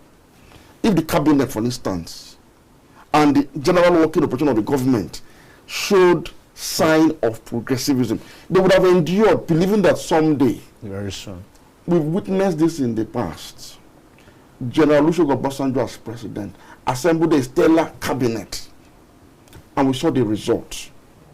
What we are saying today is not rocket science. We saw the result. He left Nigeria far better than he meant it. And from the first day in office, it was steady improvement till the 8th year in office. So what we are saying is not alien to Nigeria. I would have told him how to go about it. Now it is clear that you've brought treasury to Abuja. You assembled governors. They couldn't prevent the protests. They could not. What should I tell you? Your minister of Abuja couldn't prevent the protests. He couldn't. The protested in Abuja, the protested in River State, his home state. That should tell you something. That you now need the people more than the strong men. And to get the people, please deliver good governance to them in form of welfare and security. And even the strong men will benefit, good and Nigerians as well. They benefit. If he's able to do this, there will be signaling of hope. And Nigerians will now sit down and say, this is the Tinubu we used to know in the 90s. The Tinubu that was Lagos governor. And maybe, just maybe, 1 year is still early in the day. We are now seeing signs that there's indeed hope in his renewed hope agenda. People be patient. Nigerians are very patient. But when you behave, when you and your officials behave in this manner, go to the social media handle. You will think they're competing as to whose message is bigger than the other. That's all. That's all. It's very unfortunate. I was having an analysis with somebody and I said, I have tried several and unsuccessfully to check the motorcade of the chairman, Joint Chief of Staff of the United States of American Armed Forces. I've not seen it anywhere on the internet. Instead I Google, I want to see the own profligacy. I can't see it. In Nigeria, the head of prisons, the head of civil defense, road safety, all have very long motorcades, and it begins to look as though that is what the office is all about. So we need to go on and as we close on this side, so that we can give the people a chance to talk. Ibrahim, in the face of all this, we saw a charade a few days ago of women assembled from around the country who came to carry placards saying no to the protests. And today, even today, there were still attempts to bring those kind of people to the National Stadium. Now, what does that say to you? Does it show any sign of seriousness in actually addressing the matter at hand? That's one. Two, who exactly is stoking the fire of crisis in this matter? When you do what happened today, for example? Look, because if those people had gotten inside, what else do you think would have happened if not crisis? So Dayo, I think I mentioned it. My dear viewers, please get ready. After Ibrahim, we'll throw open the phone lines so you can have your take. I mentioned it earlier that the government underestimated this protest. They thought maybe it's about the fuel subsidy or maybe other issues like hunger and all that. So earlier today, I saw the Commissioner of Police having an engagement with one of the leading protesters, insisting that they should move into the stadium. But there is a plan. If we move into the stadium, are we football fans? No, we are here for business. So there's something fundamentally wrong with the system. And I went round. Please, Dayo, look at the faces of these security personnel. Are they happy? Okay. You and I are watching them. Are they really happy with the system? They go to the same market with you. I used to see them on convoy. Look at their faces, bearing guns, bearing rifles, and you say they should shoot at protesters? How much is their monthly income? And they don't have other alternative sources of income. So I think they got it all wrong. And if we continue with this protest tomorrow, Dayo, something may happen. Because as at the time I came into the studio this afternoon, I saw people vandalizing some of these federal government facilities. I saw people burning tires. So much is happening at the moment. And you say something is not wrong in the system. It's not about, the fuel subsidy or whatever. It's about the system itself which we have that is not working and it's not favorable. So it's time for us to look inwards. And like my brother here mentioned, Mr. President should start thinking of, rejigging the system. It's not too late to do that. Yes, I cannot 100% say all of them have performed badly, but then it is right time for it to go through everybody's profile. What is the job of Hadiza Bala Usman, who is coordinating, already supervising the ministries? Is there any report card tender before Nigerians that yes, these are the people performing and these are those that should be disengaged? So something is wrong somewhere. So there's no communication. There's a gap. There's a breakdown in communication, because like he pointed out, they are competing for the best with the, who should ride the best cars, who should, on trivialities, on absurdities. So we should, it's time for us now as Nigerians to decide. Nigerians are taking over their country, and they're telling you this is what we want. And it's either you give them, or the protest might extend beyond 10 days. Thank you, Ibrahim. Let's see if we can take this caller.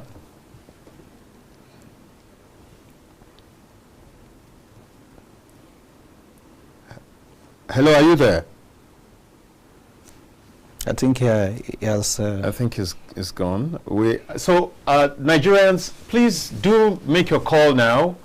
Let's have your take on the issues surrounding the protest. Let's have your understanding of what we have talked about all this while, so we can all be all together enlightened and educated, and so we can have a greater country.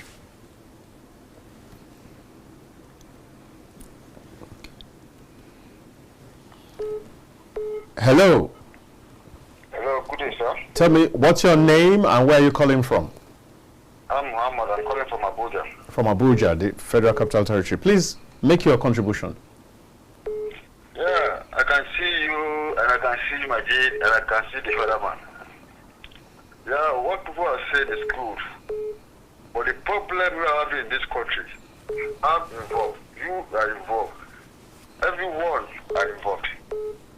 Let's face reality. Nigerians now, most especially the youth we are talking about, they are living fake lives. They don't want to walk. They don't want to struggle at all. All what they want is red meat. I'm not saying everything is going nowhere, my brother. I'm not saying that. I'm feeling it. But I'm not the people that are protesting there. Can we point out that article Sunday, Obi Sunday, all these people with politicians are mentioning their name? Is there none about Sunday or Dora? They are chiefs. They are outside Nigerians. They are now using the masses to cause problems. We have no other country more than Nigeria. Well, Mohammed, this country is what we have. Mohammed, Mohammed, I like if we can make it as snappy as possible because we want to take as many people as possible. But quickly, I'll respond. But we have to make this Nigeria to be great. Let every one of us go back to our drawing board. Let me check myself. You check yourself. You check people around you. Then Nigeria will be great. There's corruption everywhere. Agreed. Mohammed, if you are still listening, Mohammed, I'm sure you can hear me. We will need to find out, the names you have mentioned, those people have no challenges buying whatever petrol at whatever prices. They have no issues buying bread or gari. They can buy at whatever prices. This is not anything connected with those people. I think there's a misunderstanding there. This is a people's, listen. I'm not saying that they are part of the protest. You say they are using that, where are their own children? That where their own children on the streets, that they are using people to fight maybe an unnecessary fight. So on that score, I'd like you to understand that this has nothing to do. Absolutely, I do not see any political motivation here. I go to the market, my wife goes to the market, people go to the market, they know how much beans used to cost and how much it costs right now. And this is the foundation of this protest. These are the motivating factors. So I think that when we make our contributions, we make our contributions based on the realities around us and not on any figment of our imagination. Thank you. As you said, you go to market. When other people go to market, I go to market too. Can you hear me? Yes. So in that market you are referring to, There are some people that having goods on ground before even this problem. Now they use that one as an excuse. We are the masses. I'm a Muslim. Before Salah, I went to market to go and buy ram. I got that ram around 20,000 and I paid the money. But it's there to the Salah to go and collect my ram back. The man in court said I have to add 306,000 to the money. Is that government? Is that government?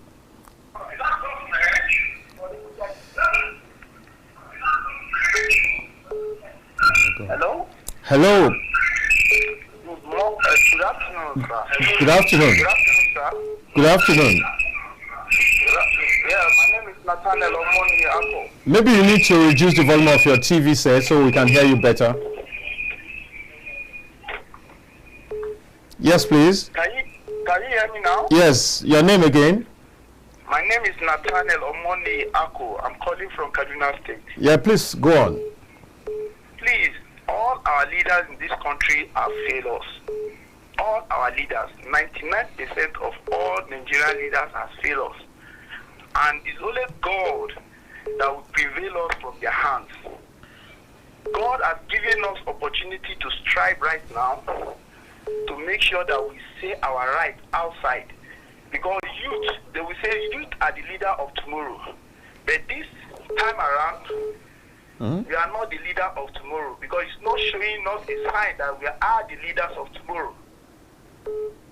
All our leaders, they know where they send all their children to. We thank God for the benefit of this protest these days. But we believe that God will intercede for us. And He's going to fight for us. For this. We want our leaders now to show themselves, all the governors.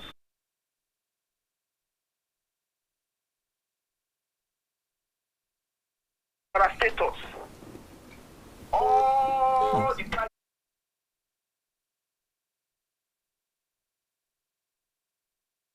what is going on in this country.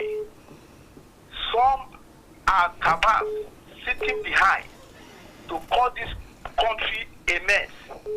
We know that this our protest is going to go beyond this, and God is going to show Himself for us and fight for us for this protest. Because this protest is beyond our own mindset right now. And we know that God is going to fight for us. Thank you, Nathaniel. My mind now to tell you this, in this very, very protest is that this protest is not in only Nigeria, it's all over the country. Because all the youth are, in fact, there is no food. Nathaniel, you will need to begin to round up your thoughts. Thank you. So we can allow as many people. Thank you. Thank you very much.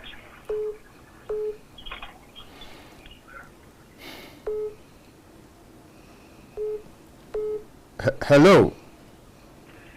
Hello. Good afternoon. Good afternoon. Your name and where you're calling from. Quickly, please. My name is Matthew Ako. I'm calling from Benue State. Right. Please go ahead.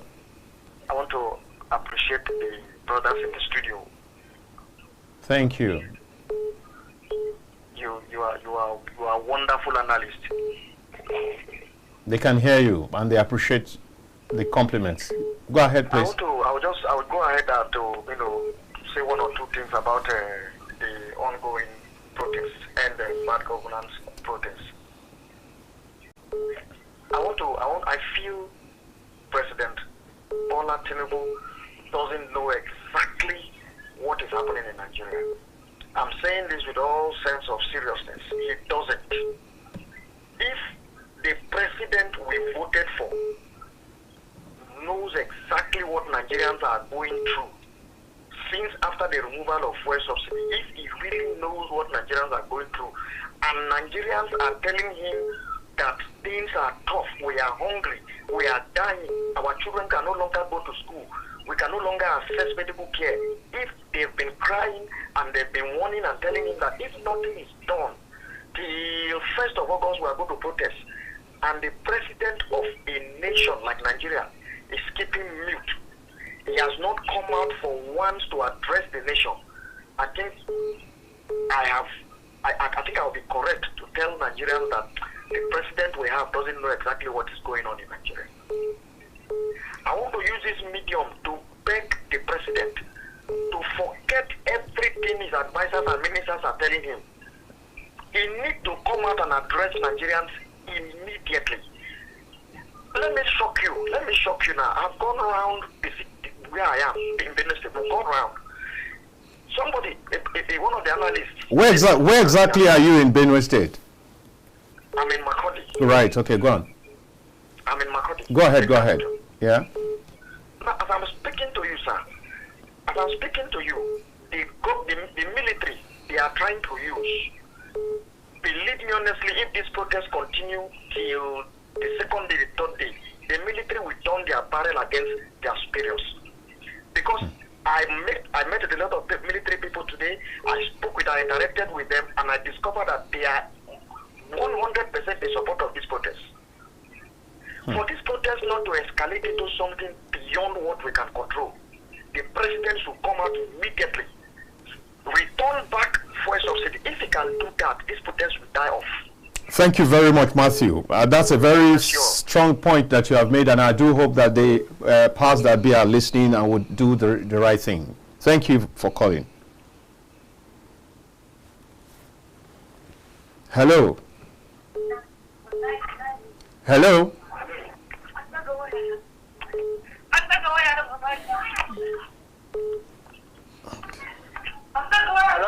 Hello, good afternoon.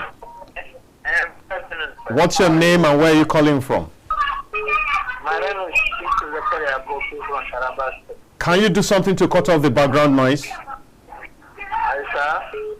Can you do something to cut off the background noise? Yes, sir. Just let me reduce the volume. No, not the volume. If you can arrange for the children to cut out their noise. Thank you. Okay, sir. Just, it's okay, sir. Right. You can go ahead now. Okay, sir. My contribution is all the protesters, as you can see, are the children from the family. Are the children of the what? All around. The children from the hungry families. Okay, from the hungry families, right? Yeah. Yes, sir. All over the place, where no food, no curriculum, nothing. So you have to go out for this protest so that the government can hear us and see the hardship in Nigeria.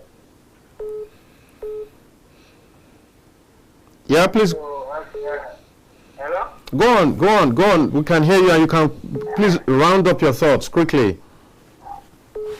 Okay, sir. Thank God we have people like you that understand everything. You have savings can go to the marketplace, and all of us can go there and we see the hardship. So we're there for begging you people to help us. Thank you very much. The hardship we are now. That's the whole essence of the program. Thank you so very much. Thank you, sir. Thank you, sir. All right.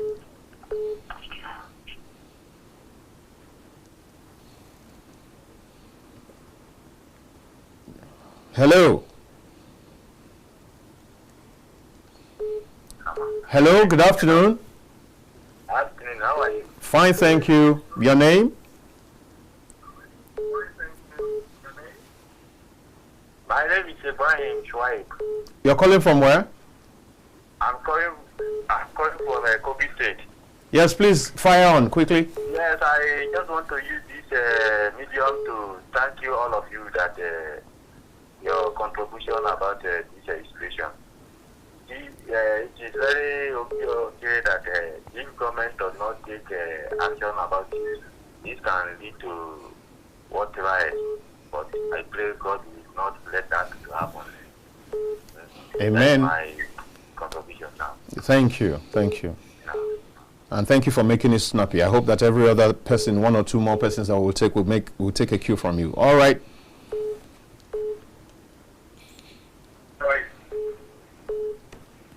Hello. Hello, President. Good afternoon. This is Blessed from Kuali in Abuja. All right. Please go on and make your contribution. Thank you. really appreciate everyone in the studio right now. And as Nigeria is presently, I want to greatly appreciate everyone for their contribution. Thank you. Like I said, I want to contribute. Talk about the youth.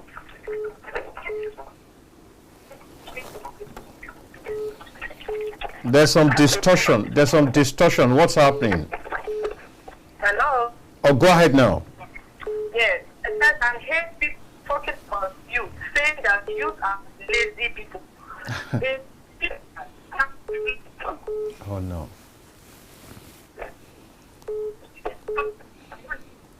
Blessed.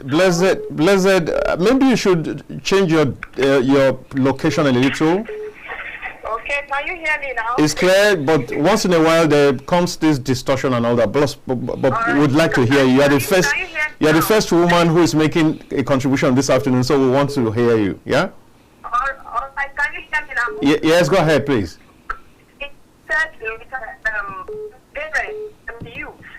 I have 2 children in the university. Yeah. I have 2 in secondary school. Yeah.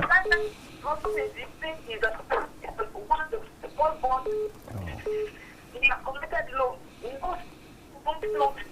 Oh my. Oh my. Blessed, as much as we appreciate, we would love to hear you. The distortions are not ceasing. Would you want to call back?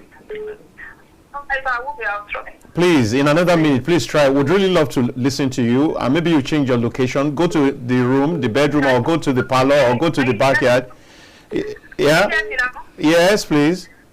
Yes, like I'm saying, the market today, something you're supposed to buy 50,000 naira or 50,000 naira with a bad price. You never said it good now.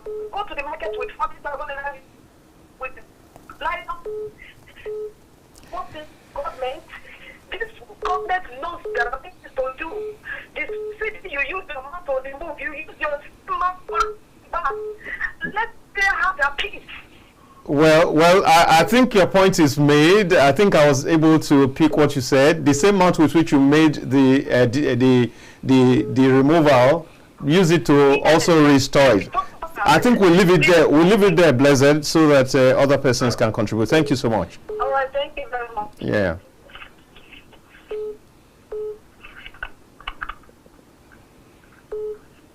Oh.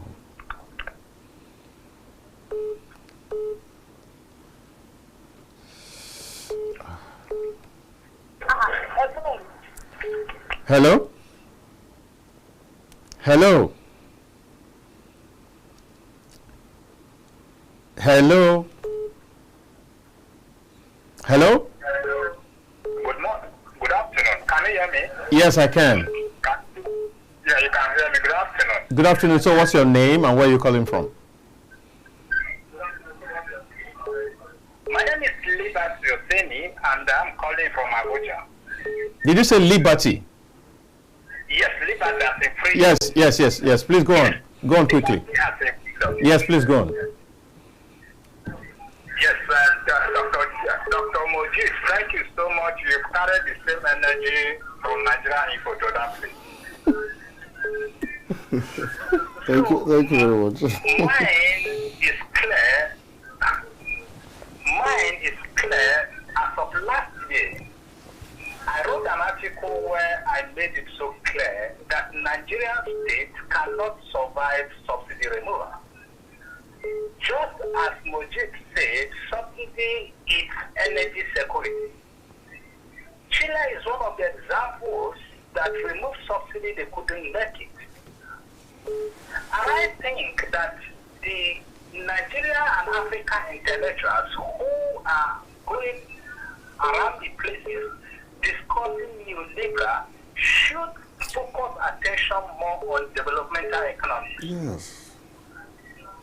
The narrative of neoliberal is clearly intellectual exercise, but it does not serve when it comes to real economic application. If you think that subsidy is scam, how come during the time of economic meltdown, the American states were pumping money. As a matter of fact, the only reason the state exists is able to manage the public resources for public goods. So what is conversation about the state cannot do business? But one thing I know, just as modesty, the money we have lost as a result of subsidy removal is more than the money we have paid for removing subsidy. So it becomes penny-wise pound-foolish. Liberty, we will leave it there because we're short of time, but you're making some fantastic points. Please join us again next edition. Thank you very much. Thanks. All right, thanks. Thank you very much. Yeah. And so, gentlemen, in 20 seconds, just your last line. Ibrahim, your last line, 20 seconds. Well, for me, the protest is inevitable, and it's a time for government to sit down and look at areas they can improve upon to salvage the situation. Thank you. Yeah? That's all. That's all. Yeah, that's all. Thank you very much, Majid. Thank you very much, Ibrahim, for coming. When we call upon you another time, please don't hesitate to be part of us. We are all in this together. Thank you very much. Thank you very much. Thank you, viewers.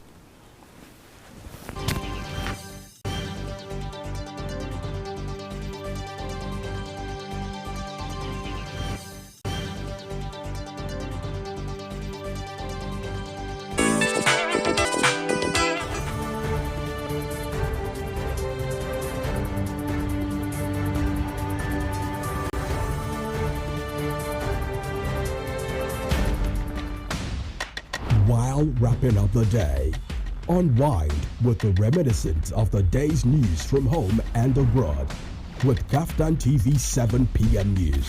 Good to have you join us on KAFTAN News at 7. Nigerians are living in up to 5%. Our young people, we propose the Harmony Symphony. It's good to have you join us on KAFTAN TV News at 7. We found that the general are not actually sufficient. National, foreign news headlines. Get balanced, accurate facts on the latest news in business, politics, entertainment, sports, and more. Live from our studios. Many thanks for watching. Join us again at KAFTAN TV News.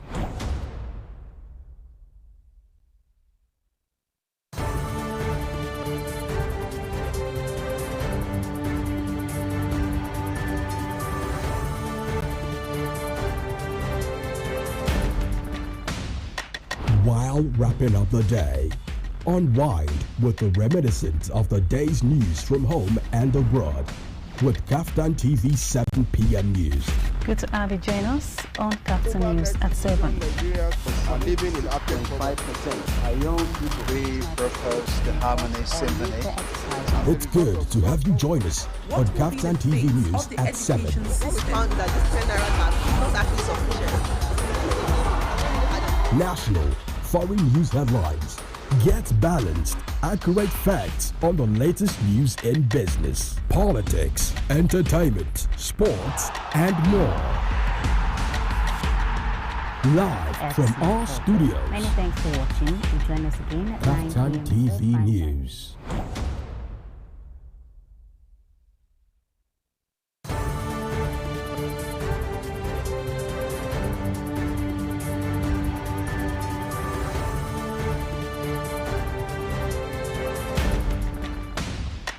While wrapping up the day, unwind with the reminiscence of the day's news from home and abroad with KAFTAN TV 7 p.m. News.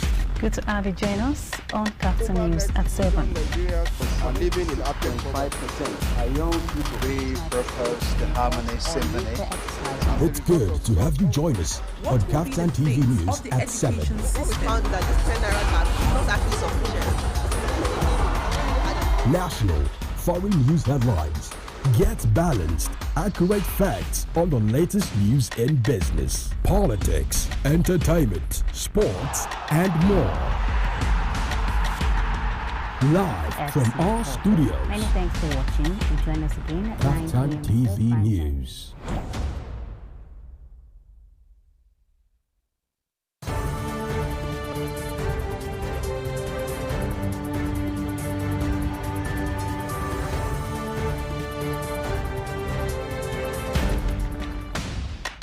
while wrapping up the day. Unwind with the reminiscence of the day's news from home and abroad with KAFTAN TV 7 p.m. News. Good to have you join us on KAFTAN News at 7. In a world where information is vital to every individual, a platform where technology is a medium to pass information, you can always catch up on all information written in the newspapers, even without having one. Join us on The Press. Reaching you live from the Abuja studios. On the Punch for this morning, the Blueprint newspaper, Nigerian Tribune this morning. As we give you information and opinions about current events and topical issues on politics, business, sports, entertainment, weather forecasts, and lots more in the local city, across all states, and across all countries. Showing daily on Startimes, channel 124, 9 a.m. West African time, only on KAFTAN TV. Stay connected with us. That he said it is the reason why I will not do it. I pursue the federal government to pay us our damages. YouTube, KAFTAN TV. A very tricky one. And then the bottom line is this. Website www.kaftan.tv. Point is, the youth must come together. The pendulum can swing in your favor. Instagram, KAFTAN_TV. KAFTAN TV. Imagine a beautiful world.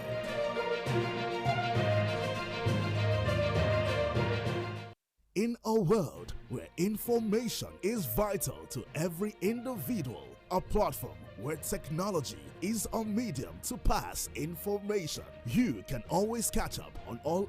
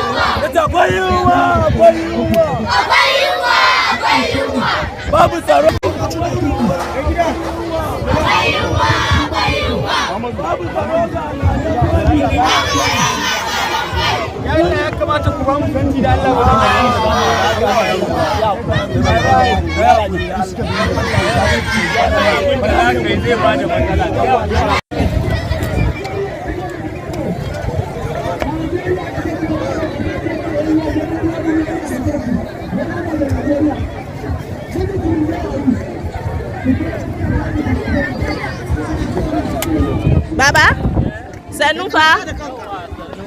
I'm yasa baka go baka je kai protest ba. Zan je na tuje wannan abu saboda ina so ya amma kana so wannan protest? Me yasa? Saboda Najeriya yanzu nan muna shan wahala. Muna shan wahala. To me kana so Tinubu yayi?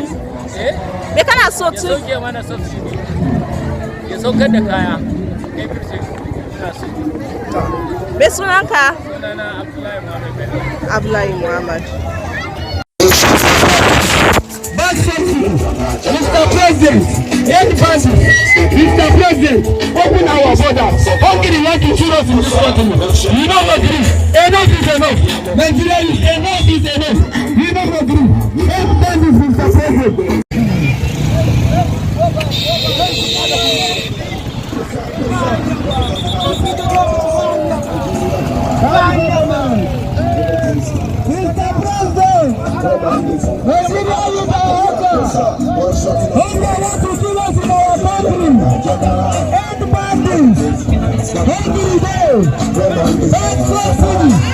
Mr. President, everybody, hungry indigenous in our country, open our borders, and subsidies.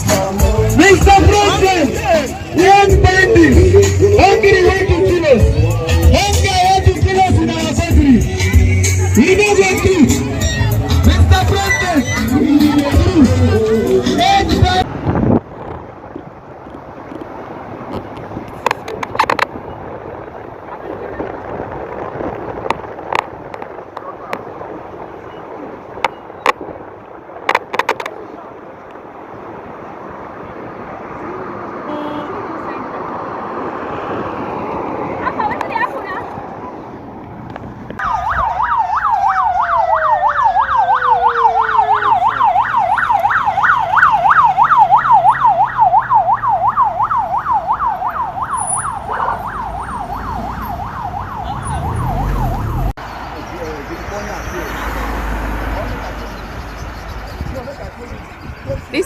security fountain. Personnel are all seen standing by.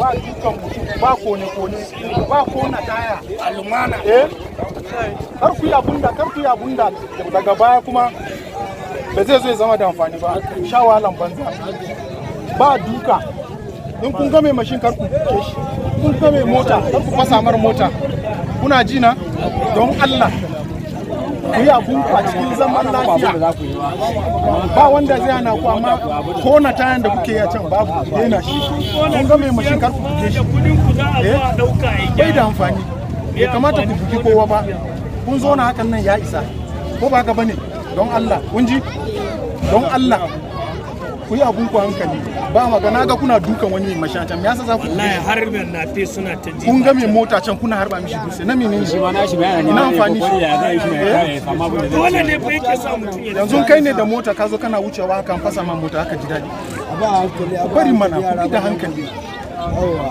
wallahi ya mutu ne ku dawo ba mu obuza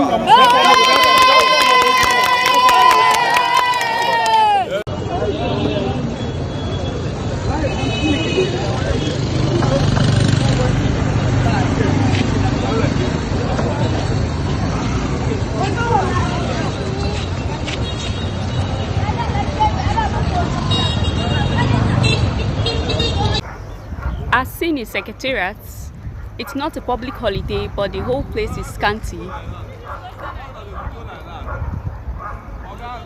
Other security personnel are on standby, watching to see what is going to happen. This is Secretariat. ina yake neman wallahi shi yake zuwa da wannan yayi mu ma da mu kama shi mu da mu shi ai muna kira shi ma shi ko ne mai yana daga cikin ai ko ka gani ko bolin yaran ga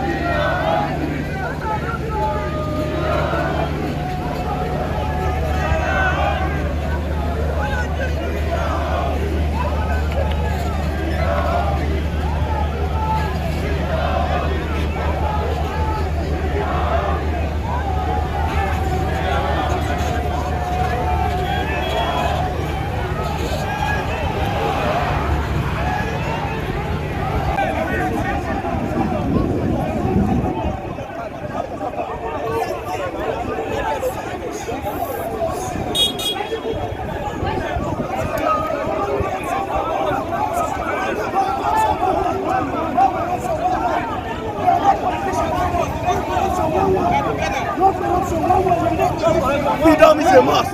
Our voice is our weapon.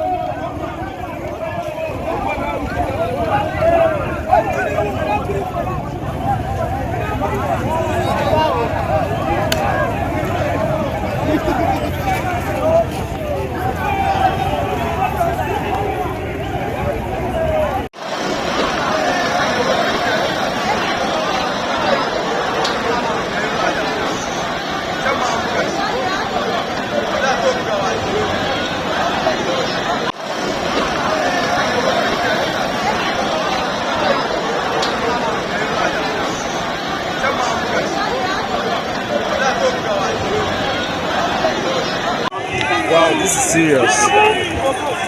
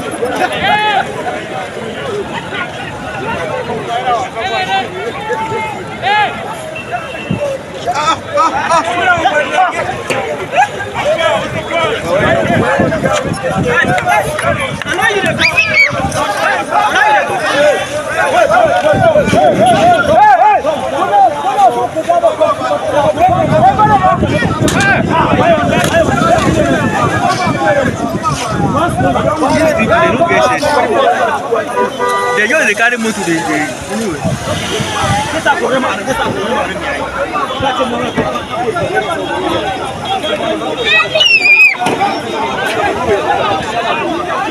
Ada sofara zuwa ba.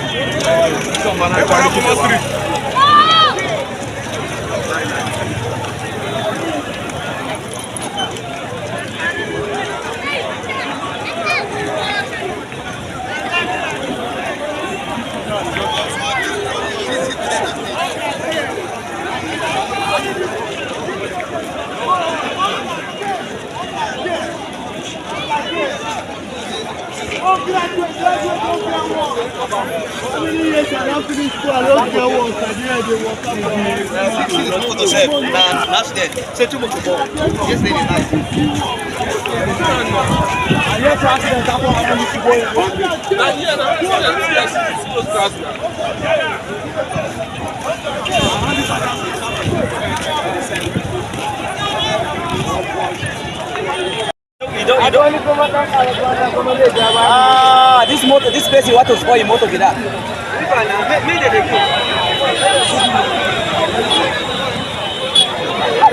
Please don't catch him, but I don't know how to take this. Now, wow.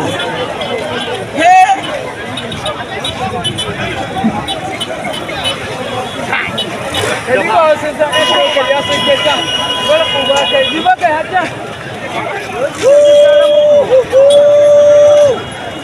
No, familiar driver, familiar view ni kaya kasa papa. No, sini Abuja pa.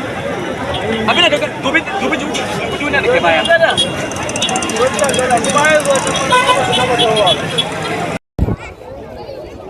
Hello. Can you hear me? Eh?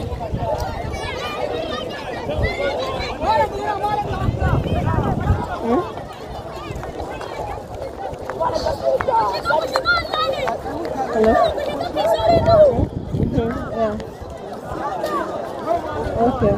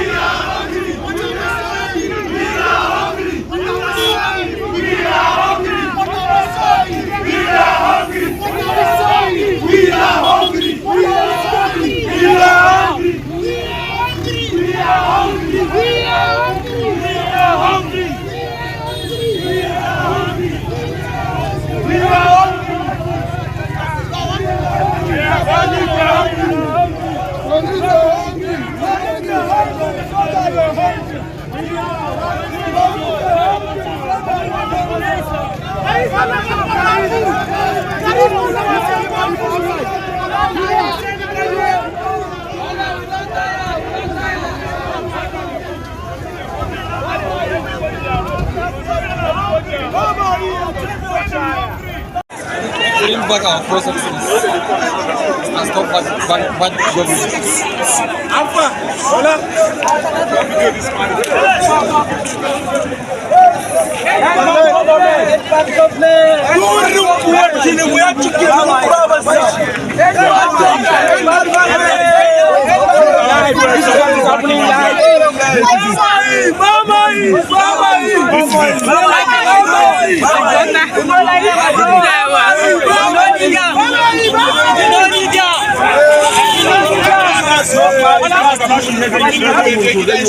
Look at what is happening in our country. Look at what is happening in our country. My guys.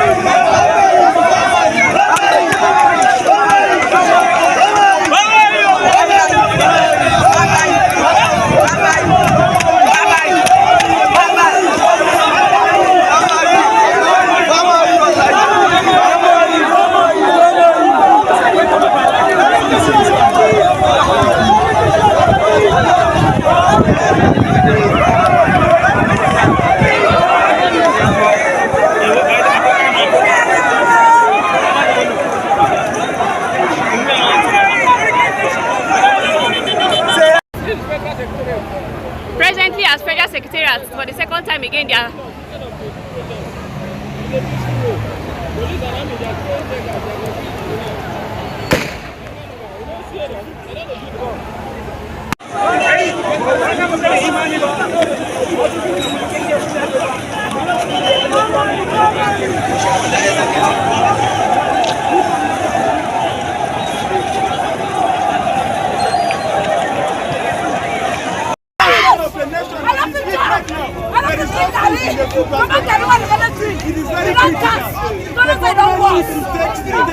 Take action on this. The people are hungry. The people need to hear the president talk to them.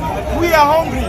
Then we say, as a TV man, I'm supposed to wake up early in the morning and take swallow. I'm taking a camel that is not even strong. Because what? There is no food in the country again. The basket that is full of food is not allowed. There is blood. There is blood in the right job.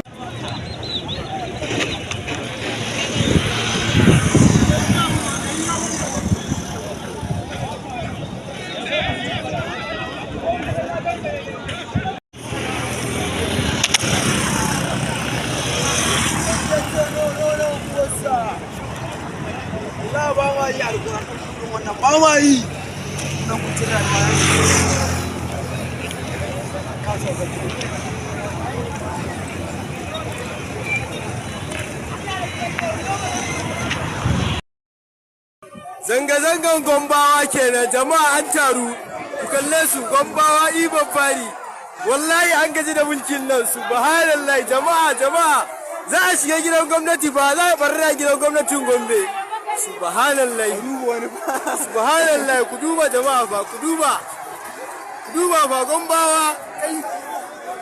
Gombawa kenan.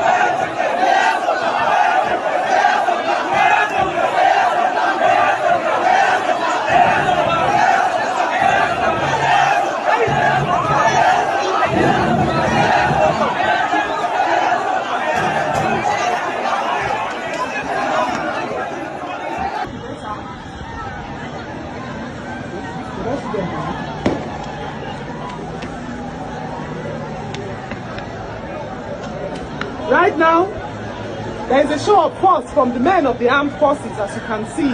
They are shooting at the protesters. They are throwing all kinds of tear gas at them. Right now, I'm in the cover of my house. I'm sure the smell of the tear gas will soon take over my house. I will have to run for cover soon. They are shooting at the protesters, and this crowd, as you can see, is not armed. They are not even holding sticks, only leaves. And all manner of stuff have been shot at them. Just had a massive explosion right now. We don't know what that is.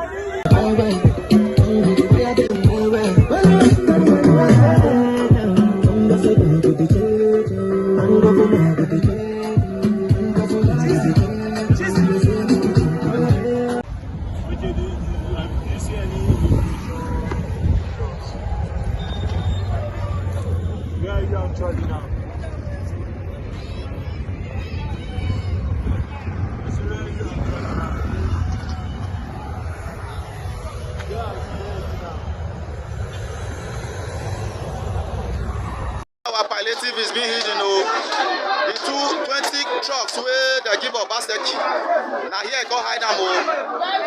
Aurora. Now there I go hide them. So people don't already discover. So they carry and the rise in the car come outside. So.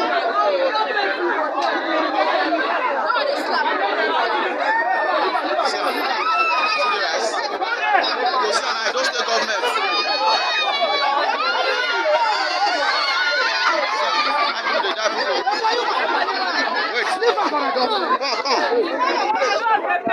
Wait, come.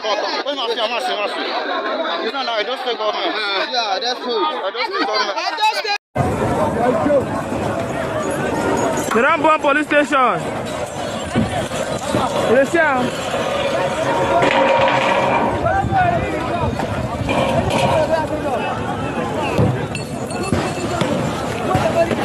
Riot everywhere! Riot everywhere! The Rambo police station! We go enter.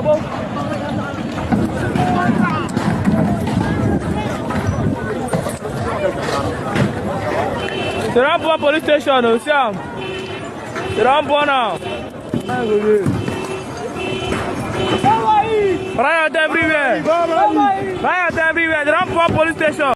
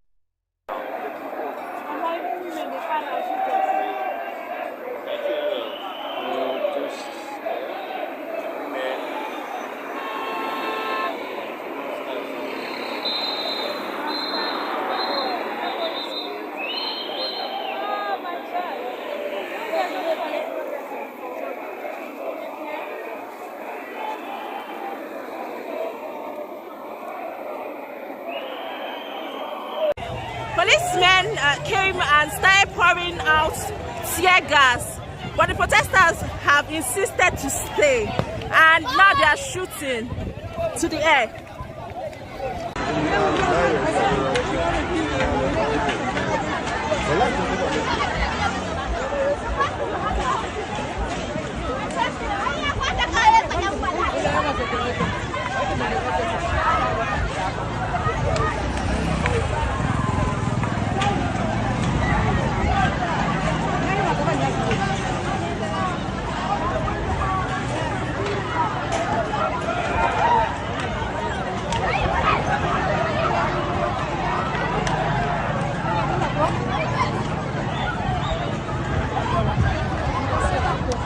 Computer.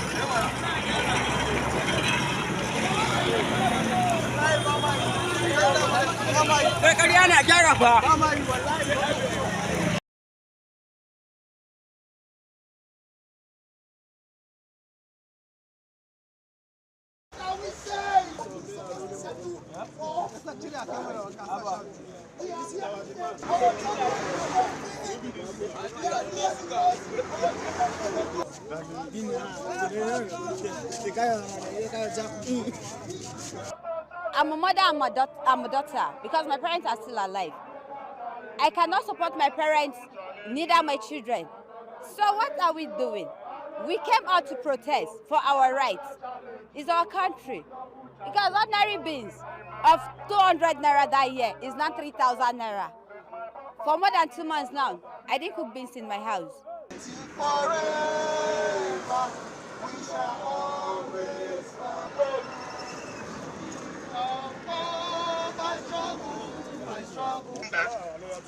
We have the right to peaceful assembly and peaceful democracy. Eagle Square as our convergence point. Now, the police officers are saying that they want to...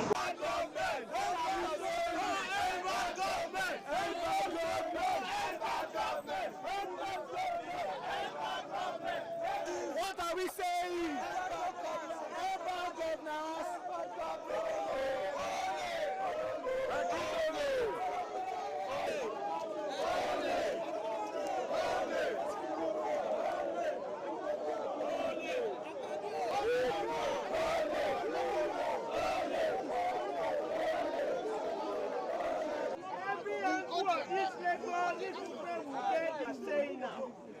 What matters is that the there are millions of thousands of us at home. Let the old cacos go. Let the young generation take over the power. Yes. These people are rulers since 1960 when we get independent, we still there like this. He go good, he the worst. He go good, he the worst. Person go finish school for 6 years. He go come to drive Okada. He go come to do this pass. These people are the ones rooting our government, training their children abroad, spoiling the education for Nigeria. Yes. So what is the end? We want them to go.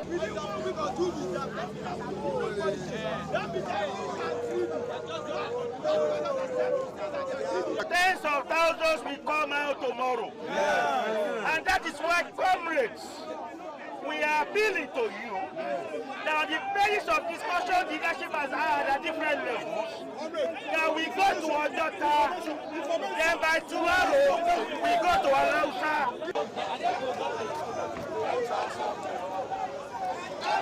We are tired of being hungry. We cannot even feed our children. One tuber of yam is 5,000. We cannot buy tomato and pepper. Pepper is 1,000. The poor cannot survive. Please, we need you to change the government.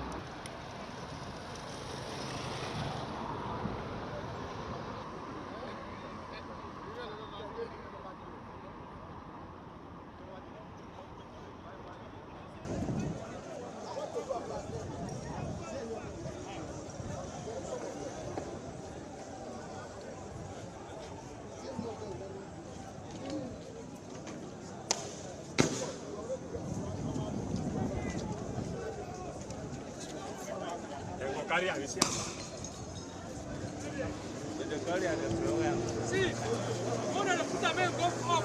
Oh, before you go land, you don't need the second one. When you put them straight, before you go land, that second one never can reach. You make one, put them up. Before you go down, the second one already big.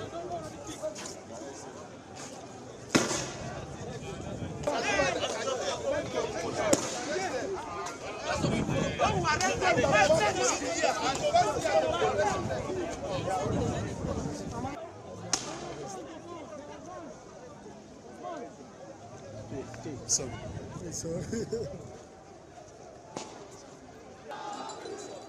We'll get it.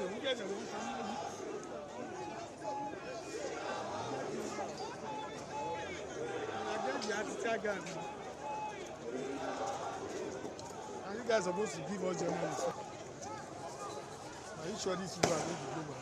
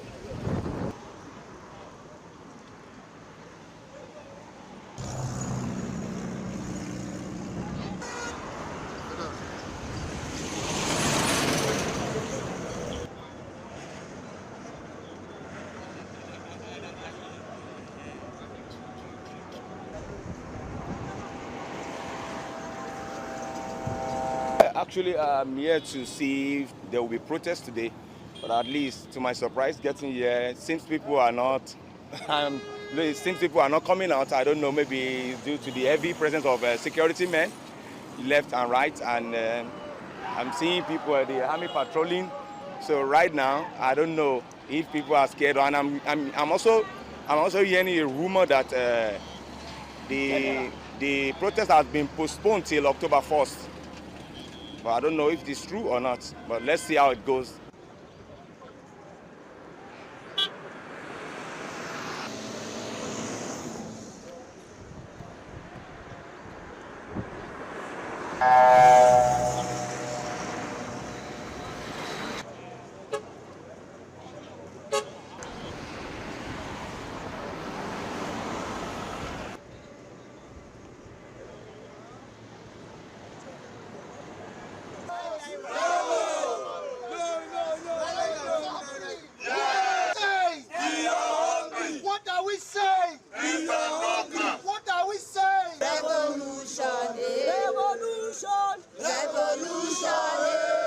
things have been expensive in the market. Nigerians are suffering, Nigerians are hungry, Nigerians are angry. As you know, in Nigeria today, a lot of people are unemployed. The issue of insecurity in the north and the southeast continues to increase every day. So we are here to just make our grievances known to the federal government. We are hungry. What are we there for? We are hungry. What are we saying?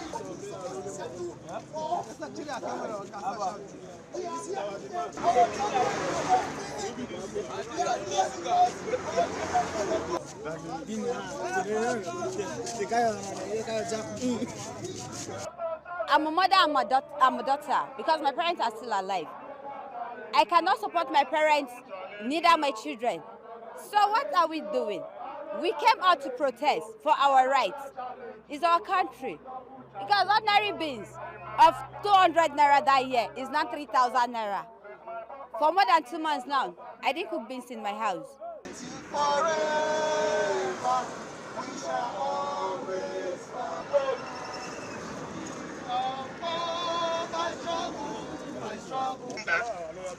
We have the right to peaceful assembly and peaceful democracy. Eagle Square as our convergence point. Now, the police officers are saying that they want to...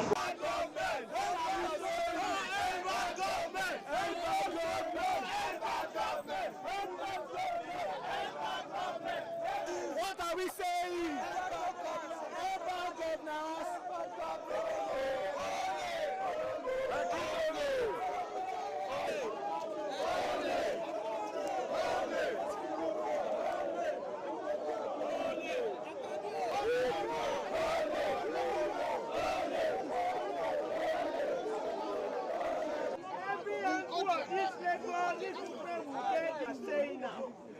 What matters is that the fact that there are millions of thousands of us at home. Let the old cacos go. Let the young generation take over the power. Yes. These people are rulers since 1960 when we get independent. We still there like this. He go good, it the worst. He go good, it the worst. Person go finish school for 6 years. He go come to drive Okada. He go come to do this pass. These people are the ones rooting our government, training their children abroad, spoiling the education for Nigeria. Yes. So what is the end? We want them to go.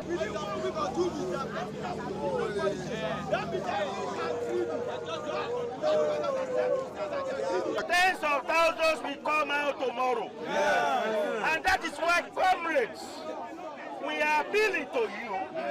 Now, the basis of discussion leadership has had at different levels. Now, we go to Ojota, then by tomorrow, we go to Alausa.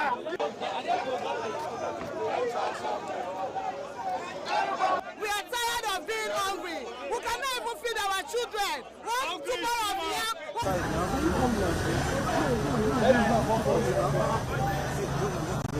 Okay, you know what we do? Maybe I don't have enough flour for him to go. No. Make it possible.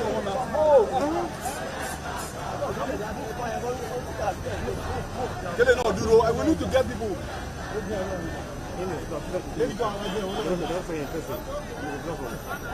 Slow down. Can't get your coffee. Yes.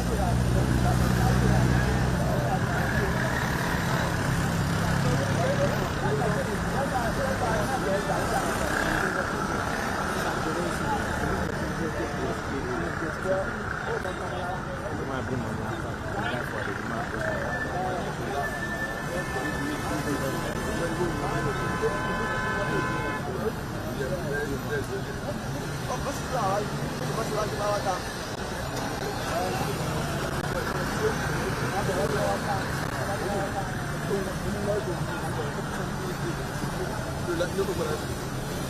Hey, tell them money I don't buy. I don't like it. One, the battery life.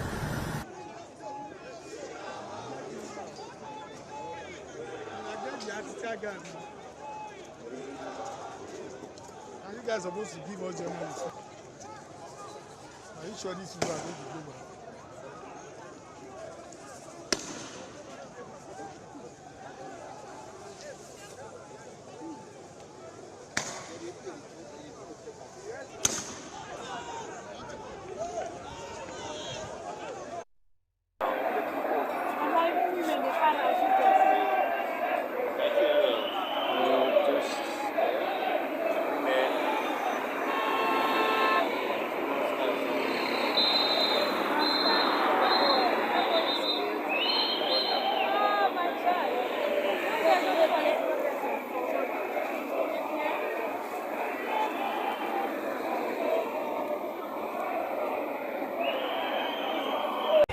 Policemen came and started pouring out tear gas, but the protesters have insisted to stay, and now they are shooting to the air.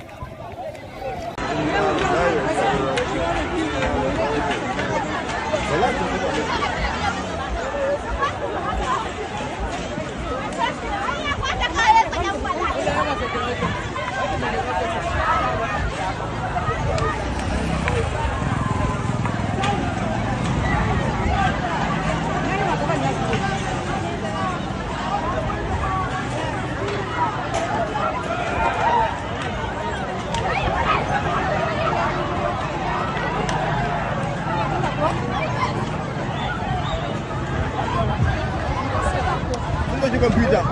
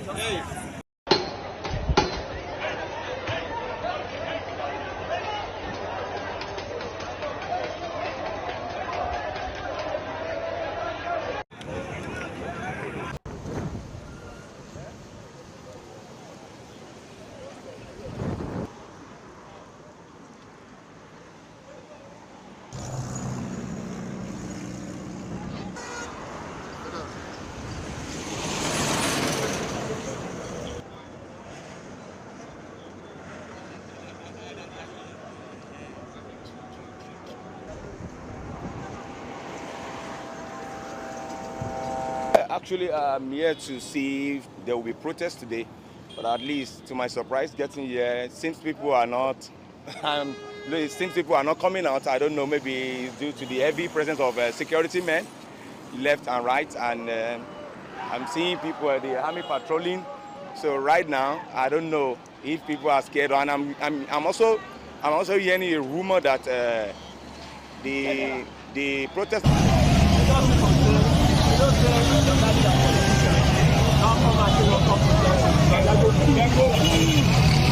Talk to your father for house.